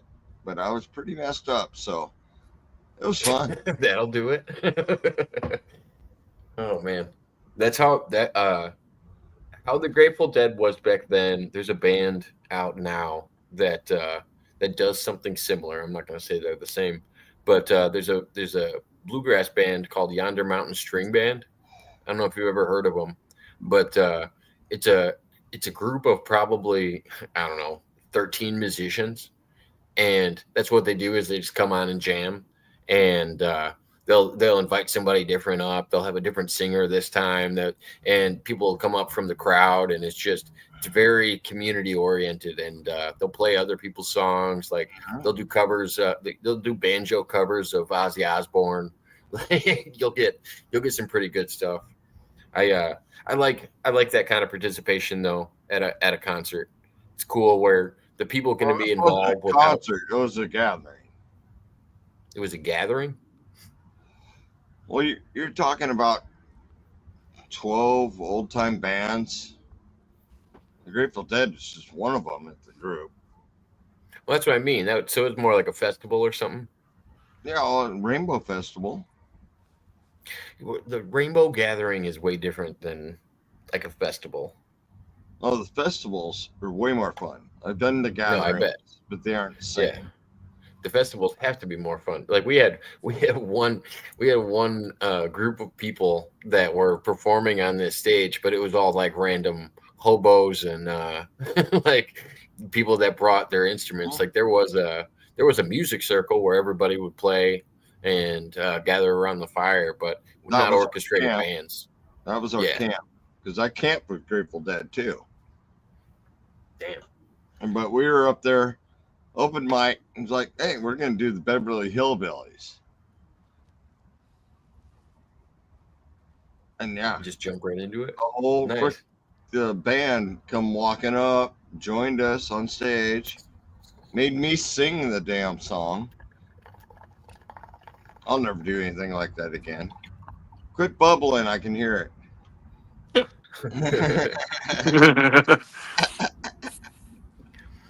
You're not drinking. I'll never or anything with me tonight, Tony? And camping with them all night, frying on shrooms. Yeah, no, I had a buddy, I spent an old 2 boss weeks out there with them. An old boss that followed around the Dead, and he used to talk about the demon strips that they used to give him in an envelope. And he had no idea. He had no idea what he was getting into when he first got them. He goes, "You don't know if it's one hit or 3 or 30." 30. For layman's, if you get blotter paper, they have this thing on the outside that also gets dipped with the paper, and they call them demon strips because they usually cut them off the actual paper when they give out the blotter paper. And the demon strips get mailed to the deadheads that are usually following the band, and it's usually just like for shipping and handling. And yeah, it used to be a thing when the Grateful Dead used to come around. I partied with them. I partied with Guns N' Roses. Which Guns N' Roses did you get? Like the younger version, or what? Before they even made an album, I partying down in San Diego. Man, back when he had hair. Back when he had hair and he didn't hide it behind the bandana. I didn't have a voice either, but hey. I mean, it's still probably the same. No, I partied with so many bands: Nirvana, Metal Church. Yeah, you showed me Metal Church. the other day. I hadn't heard them before. Did you check out their music? I did. Not my type of music, but No, not mine either. no, that's how I figured out who the Warlocks were. I didn't realize that the Warlocks were the Grateful Dead before they named themselves the Grateful Dead. When they first went on tour, they were called the Warlocks. It's when we were trying to figure out when acid was created and when it was influenced in Oh, you're talking California. about PCP? No, acid. Acid, okay. PCP, I don't know. Was that something that they were doing, or is that more of a biker thing? PCP was, definitely more of the biker thing back at the Hells Angels and early So I days, assumed, before I assumed they that were was real introduced. people. So I would assume that was introduced to the hippies when, the bikers started coming around, when they had Hells Angels at Woodstock or, something like that. They were bringing in this super drug basically at the time. But bikers were going around to those communities already because they were kind of like nomads. A lot of the bikers were. No. So they were jumping around to the hippie festivals. They just didn't really have orchestration over them until the Hells Angels had a chance to be security for they made community out of the gangs. Well, they said that's what eventually probably ruined Woodstock was the 1 year that the Hells Angels were in charge of security. It got a little too wild. Yeah. It's a different kind of muscle. You're because of the drugs they brought in. Yeah, I assume you get a bunch of bikers on angel dust and PCP. It's gonna be a good time.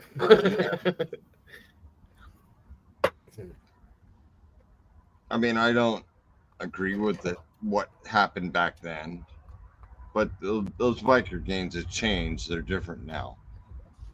Oh yeah, they're all different.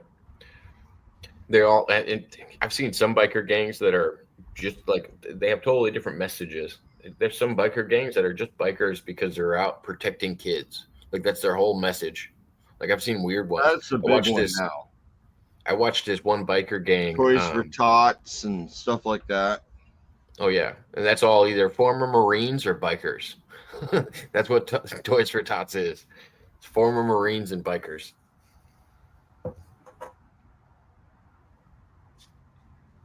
I worked for Toys for Tots 1 year, giving out free gifts. What did you expect? They were paid in beer? Yeah, that'll do it. That was a good payment then.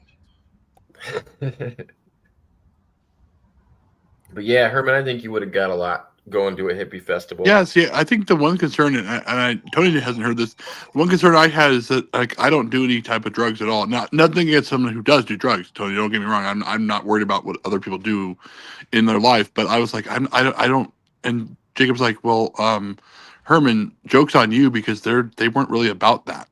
Like they were like, am I right on that, Jacob? They were like anti-drug. Is that what you told me, or they were like? No, that's new.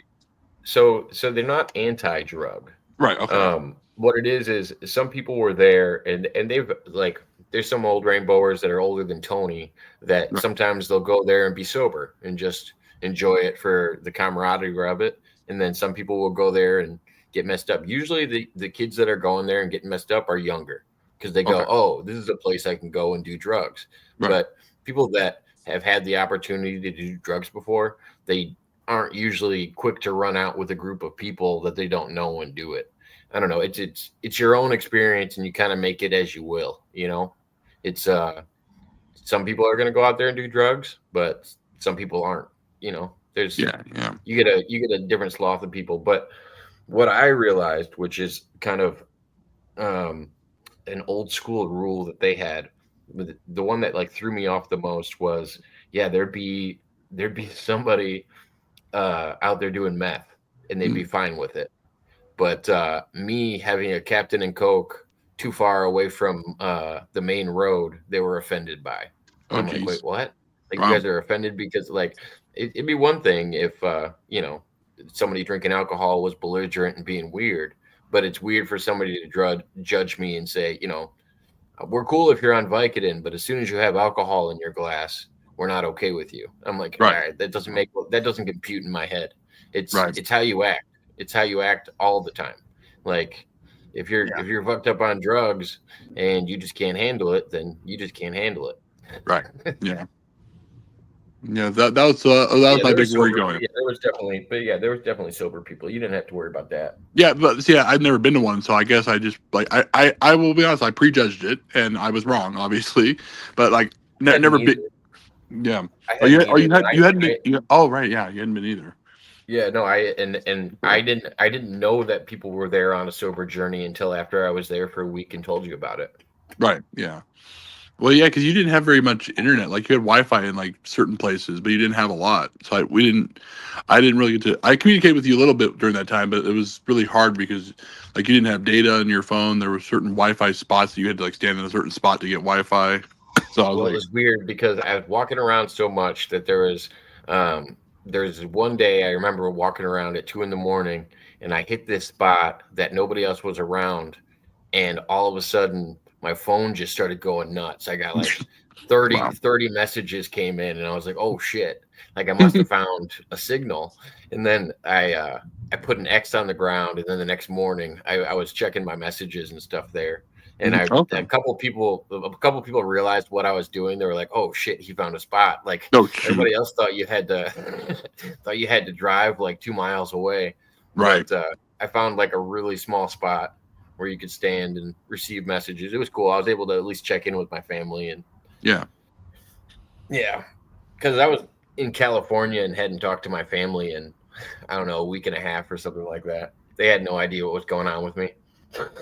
And then I love like right after that, on your way back to Illinois, you like stopped through my former hometown. That made me laugh. Yeah. That's what makes me laugh. Everyone's like, "Is Herman in the other room?" I'm like, if I was in the other room, I wouldn't be on a panel right now. I'd just be right behind Jacob or right beside him on the same camera. I was live Like, streaming. if and I you was thought there- we were next to each other. Yeah.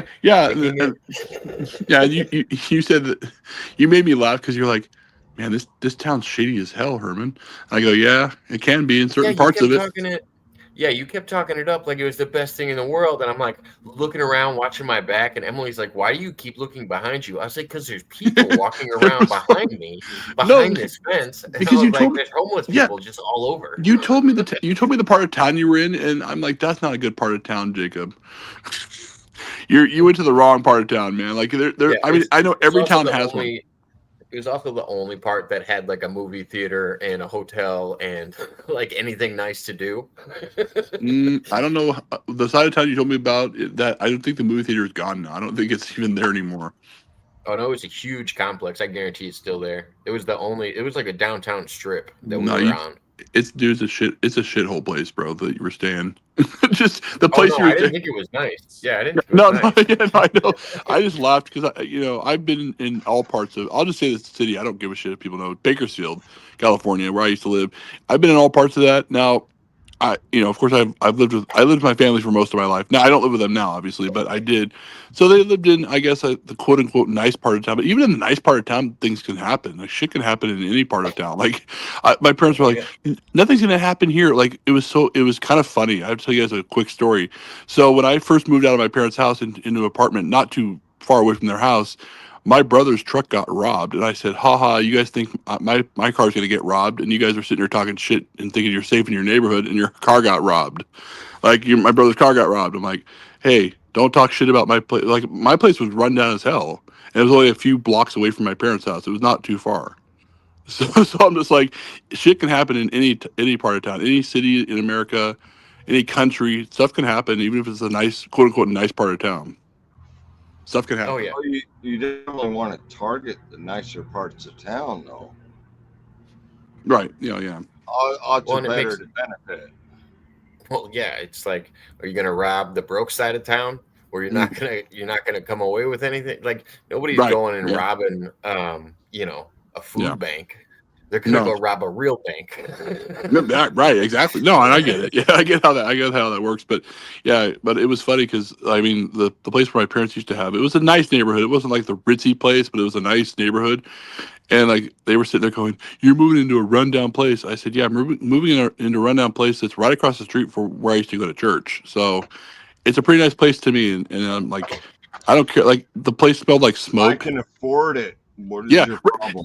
exactly. Yeah, I could afford it. Exactly, Tony. I was like, I could actually afford this rent. I had a roommate at the time too, and so I was like, okay, we split rent, we split the power, we split we split all the utilities and everything. So I'm like, okay, I was splitting it with a roommate, so yeah, I could afford it too. It's nice, it's affordable, and I don't care if the place is run down as shit. It's a place I'm living. It's my place. Like I'll make it look nice in there if I But yeah, so yeah, but Bakersfield's not all horrible all the time, Jacob. Like if I was there with you, I would have taken you around to like the nicer places, like the more nicer places, like that are not as shitty as the place you went. Well, I mean, when I was down in Southern California, I lived in San Marcos. Okay. And worked in Escondido because it was cheaper to live in San Marcos. Right. I mean, it was simple as that. Yeah, I had to take the bus to work or walk to work every day. The walk sucked because it was a good distance, but I did it. Just keep working. So this is where I was. Let me see. Not Edwards. You're not showing your screen. I can see Not it. showing up. I can see it. I see clouds. Really? I don't know why shoot. Here, I there can make you it go. bigger. I can see it, Jacob. So the one on the right is the one that I walked into. It was like the Maya Cinema, and then it also had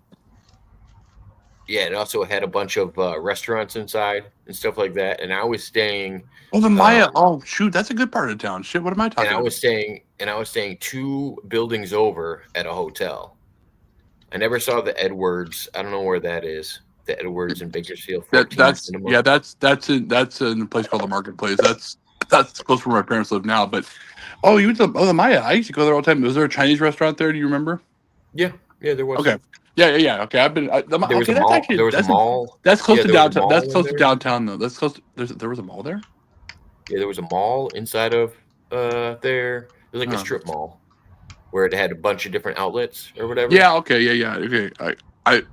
I went to the Maya to see Am I Racist with my friend Kyle. So that's where we saw the movie.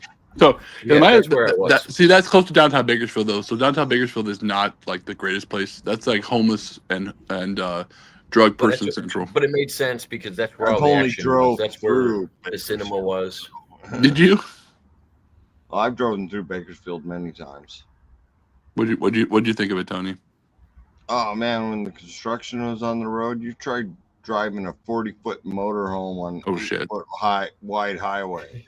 Damn. Wasn't it? It was like a 5-lane highway that down that main strip. Something like that. It was a huge road. Yeah. No, I know. It's You were I remember trying to, because I was on foot. I remember running across that street, trying to catch a stoplight and trying to get across the 5-lane highway.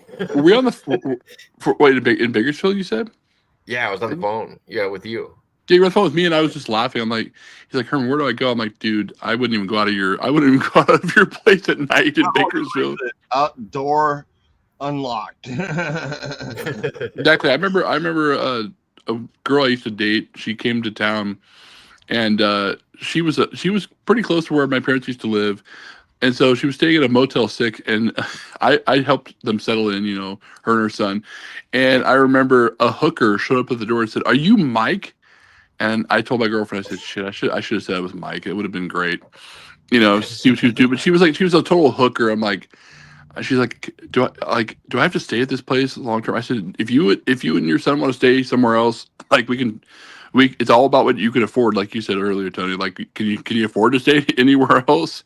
And she goes, yeah, I probably could look into another place. But I said, well, just stay here for the night. And then tomorrow we'll get you to another place. If you can afford it, that's just what you can afford, but it was, I was like, well, that's Bakersfield for you. They have hookers and drug addicts and homeless people, all like every other city in America. Yeah. Okay. And every city's got their bad sides. Sure, yeah. Anything new? I mean, there's the quote unquote east side in Bakersfield. Talking about Portland and its shit. bad side. Right. The whole Yeah. bad side. We Mhm. call that Detroit. No, Detroit's not bad. No. Yeah. Okay. That's what I've heard. No, I've Portland. been to Detroit. Portland. I've been to Detroit enough to know that Detroit is not good. No, Portland's worse. I've been to Portland before. yeah, It's worse. Portland's bad. And Chicago, when it comes to bad, it's all based on the location. Like there's horrible parts of Chicago that you don't want to walk through, but and based on the color of your skin, sadly, Yeah. just depends on where you're at. There's certain neighborhoods I wouldn't walk through in Chicago. That's because you're a white boy. Exactly. The Portland's We worse are. because it doesn't matter. That hooker was a man, baby. I love it. I had to read that. I had to read that in Austin Powers' voice. No, Portland. Giggle pickles! Portland is Sorry. probably the worst Yeah. city right now. I agree. I mean, Seattle's pretty bad, but Portland. Ooh, go to Albuquerque. Ooh, go to Albuquerque. Albuquerque. I'll go to New Mexico anytime. So I went to Albuquerque. We stopped at a McDonald's to change drivers, and this dude was shooting up heroin right at the drive-through. So you couldn't actually use the drive-through at the time. And my buddy wanted to go in and get a sandwich, and I remember walking him in because this girl was going to go up to either one of us. Her boyfriend was getting a needle ready and cooking some stuff up next to us, and she was going to go up and ask us for money, and so I was kind of the buffer so that he didn't have to talk to anybody. But that was the most insane public drug use I've ever seen. I know it's different in Washington now with decriminalization. It's got to be wild. Yeah, it's not good.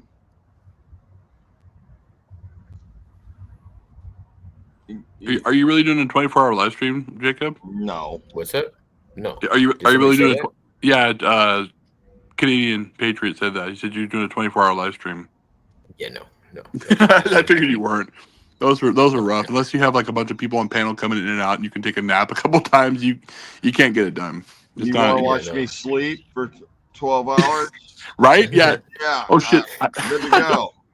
I did one of Yeah, those. no. I had it's back when the old Google Hangouts was around. I did those. So you could do it 8 hours of time there because there was an 8-hour time limit on Google Hangouts, and so like Oh, it's 12 now. on Google Hangouts you Who's can gonna do. be? No, on StreamYard. Oh, 3 minutes 12. Okay. Yeah, no. I'm not gonna be a zombie. Like I'm not even super tired. I am. Are you gonna leave the stream up, Jacob? Yeah, because me and Stone Wolf are going to be doing regular Wednesday shows. Oh, so cool, I'm going cool. to leave these ones up.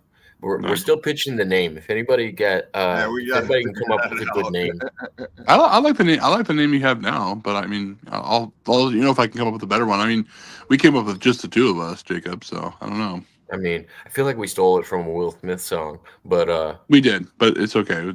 Will Smith has enough problems of his own right now with his I mean, wife. I guess there's an older original version, but Yeah. the Will Smith one is the one that was popular. Yeah, right. Exactly. We've been trying to think about themes hmm each week, and neither one of us can do that. hmm Yeah, I mean, just do a random show. I would just do a random show, Say- honestly. I'm not You good know? at themes. Yeah, you don't have to. I mean, obviously, you want to stay away from politics, which is smarter than hell. Like, take a break from politics for one night. You know, I like that idea. Politics isn't part of it. Right, that's good.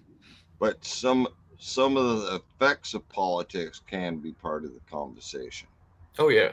Well, I think and Giggle Pickles. Well, shout out to Giggle Pickles for starting us off with the first comment. It was a pre-recorded thing that me and Tony already did, and she thought it was an upcoming show about women owning firearms, and that was kind of our opening conversation. Which it could be a political thing, but we didn't. Yeah. We kept it all out of political. It was Yeah. all just about self-defense, and Well, it's about personal protection.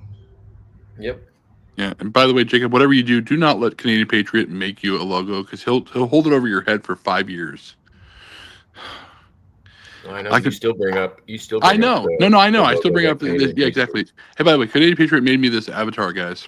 just so you guys know. But no, and he'll be like, do you have email transfer? I'm like, no, we don't have that in the States. We have like, I can send you something on PayPal. He's like, no, I don't want PayPal. I'm like, okay, then you get no money at all.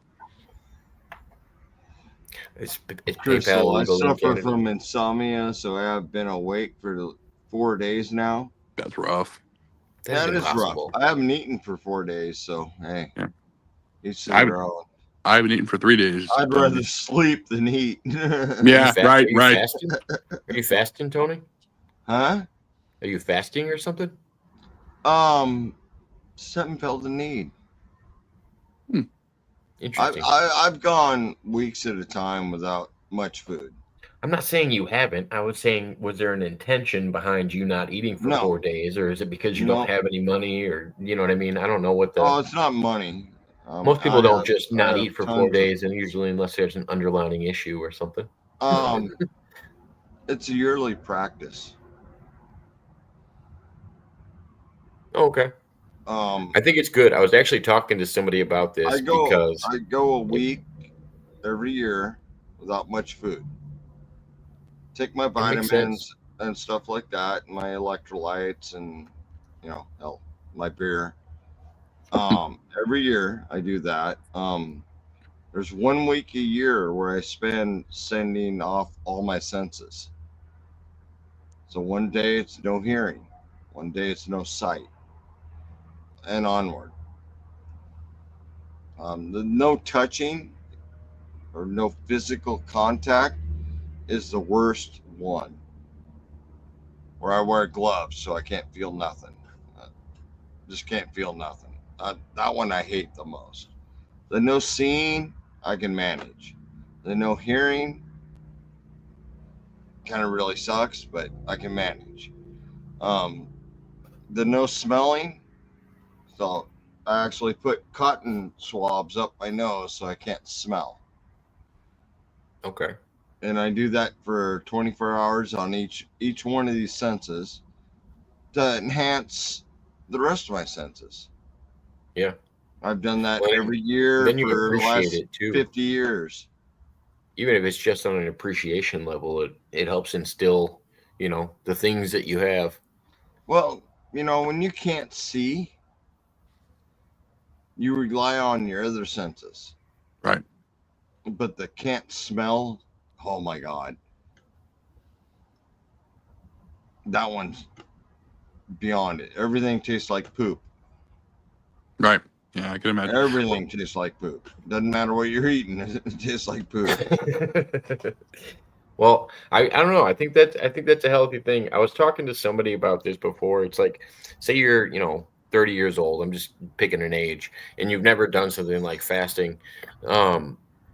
Your digestive system has never had a break in 30 years. As long as you've been alive, your digestive system has never had a break. And it's cool to think about, okay, I gave my digestive system a break and just let it get to a resting point at one point. And it's like wild to think about. Well, I mean, everybody needs to clean their bowels. Oh yeah, it's good for you. Right. I mean, absolutely, you have to do that. I do it weekly. I skip meals weekly. I wouldn't call it fasting. I'd call it kind of I don't know how you put it. I really don't care about food. Your body does need vitamins and minerals and stuff like that. I do take those no matter what. I mean, I take a pile of pills every day, but it's just vitamins. I lived out there for long enough to know what not having is. So I kind of come back to that all the time. Yeah. And I'll take a week every year, like I'm doing right now. I'm 4 days. I think I'm 4 days in right now. Where all I've had is water, electrolytes, vitamins, and beer. feel like the beer's kind of a counteraction. Hey, this has got a lot to it. You wouldn't believe. The But nutrients and the vitamins. your stomach kind of shrinks either way. Oh yeah. Oh yeah. So when I do eat, which I ate, Yeah, when you reintroduce I it, you got to ate do it 3 slowly. days ago. I didn't eat very much. Well, once you reintroduce it, you got to do it slowly, don't you? Yeah, you can't. Oh my God! If you eat till your heart's content, you're screwed. Well, it's just like I was under the impression you couldn't come back and eat something that's like, a little more on the raw end, even though your stomach can usually probably handle something like that. No, I mean, 3 days ago I had a pack of ramen, 1 pack of ramen, and I couldn't finish it. Oh wow. So I didn't have the space. I go through this every year, doing the same kind of thing. I know tomorrow I'll probably just eat a can of Spam and call it good. Yeah, the I haven't people I had know no that do food these today, so the people that I know that do these fasts, I know one person that did it for up to 30 days, which I eventually want that's to try kind to of do pushing this. it. Well, I eventually want to try to do this, and when he reintroduced food, he came back on natural milk and honey. Like he said that's what he actually had to come back on. He couldn't come back on regular food because his body wasn't ready for it. Yeah. And that's all he drank during the fast was water. And I was like, man, it'd be interesting to accomplish. I might have a something like that. burrito tomorrow. A burrito? I Sounds hope I good. can eat the whole thing because last time I It'd be did hard. this, I could not eat a whole burrito. I We're feel like talking anything carb. I think Walmart anything carb size heavy. frozen burrito, Oh yeah, I feel like bread would do the same thing though to you. Anything carb heavy when you haven't had a full stomach, like if you had rice or if you had, potatoes or anything like that, it'd fill you up quick. Oh, maybe I'll do a baked potato tomorrow. There you go. With the fixins. That sounds good. You got to do it with sour cream and bacon bits and all the glory. I can't do sour cream. Lactose intolerant? No. Gallbladder issues. Oh. If you have any issues, at one point the doctor said, "Well, we got to remove your gallbladder." I looked it up, did a lot of research, found that all I had to do was adjust my diet. And one of the big things I had to lose was sour cream. So I haven't had sour cream in 12 years. How much sour cream were you taking in where you had to cut that out of your diet to save an organ? I do 3 burritos, smother them, sour cream, salsa, and cheese. Okay. I find myself in the middle of the night out in the yard puking. What was it with what was the key ingredient in the sour cream that was doing it? Fat. So you can't do a high fat diet. Even when I eat meat now, I can't eat the fat. Otherwise, I kind of get sick from it. Interesting. In the last 5 years, I've avoided all these products so much that I don't think it's an issue anymore, but I don't dare eat sour cream again. Were you ever close to being diabetic? No. No? No, don't have that issue. Wife does. I don't.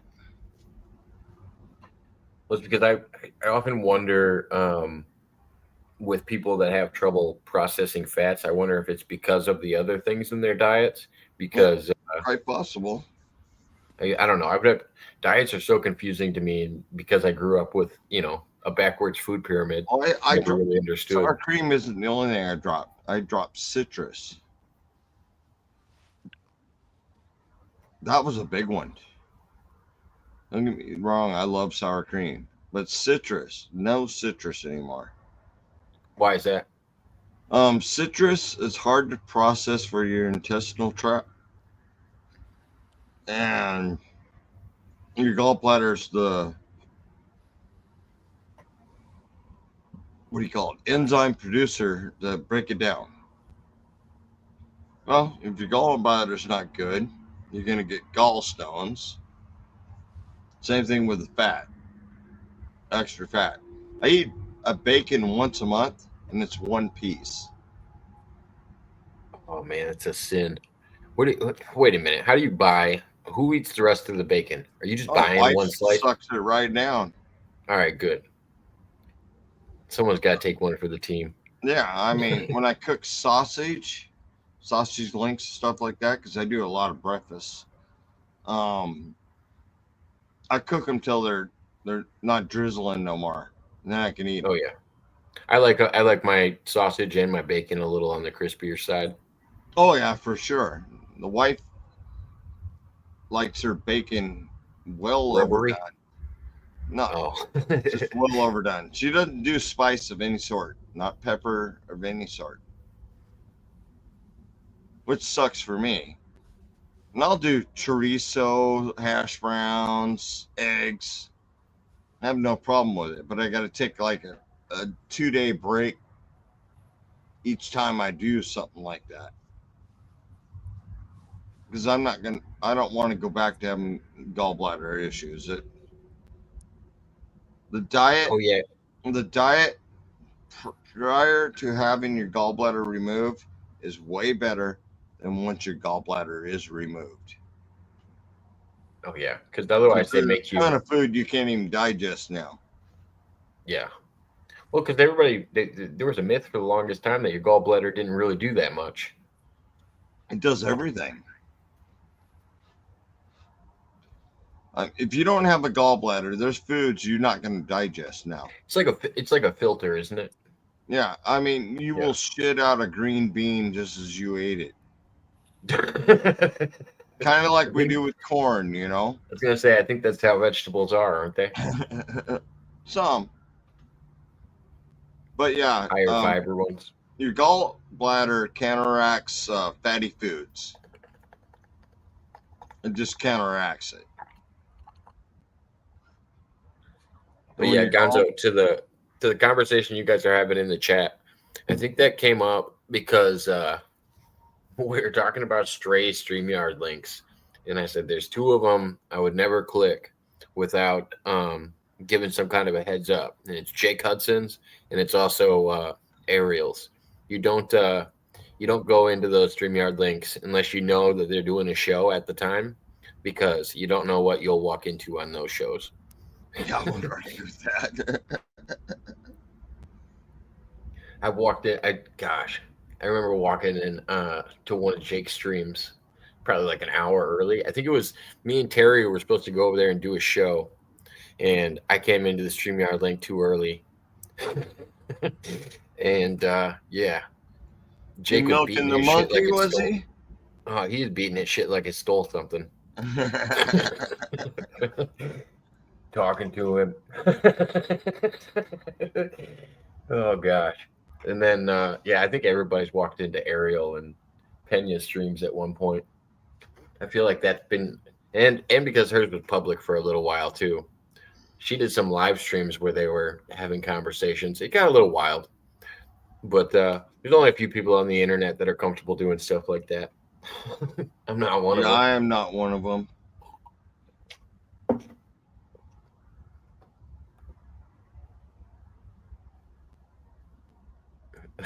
He said, I accidentally did the same thing. The looks on their face were priceless.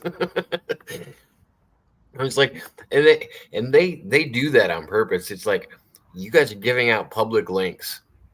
You guys know you gave this out. You guys left your front door unlocked, and you guys are just on the other side waiting for somebody to walk in. Yeah.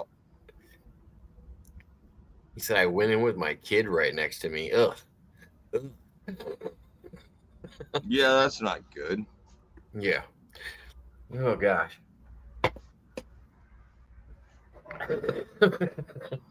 I'm way overthinking that. That's weird. Go to your room. It's even weirder because it's a little too late. It's even weirder because Gonzo used to call those 2 people that he walked in on his internet parents. Pena was his father, and apparently Ariel was his mother, and he was the love child of those two. And it's weird that he walked in with his own child to watch his internet parents having a time. Well, Jake, I gotta call it a night. Oh yeah, I was getting ready to do the same thing. We're at that 4-hour mark. Yeah, you're at the 4-hour mark. But It's I appreciate it, man. It was good. 9:45 here, so. Oh yeah, it's got to be 8. It's 10:45 for me too. All right. Well, thank you everybody that tuned in. Everybody have a good night. Thank you for coming. And yeah, we'll see you next Wednesday. Yeah, or not sooner, whenever. I'm gonna say everybody else will probably see us before then, but I'll see you then for sure. All right. Have a good one. Yeah.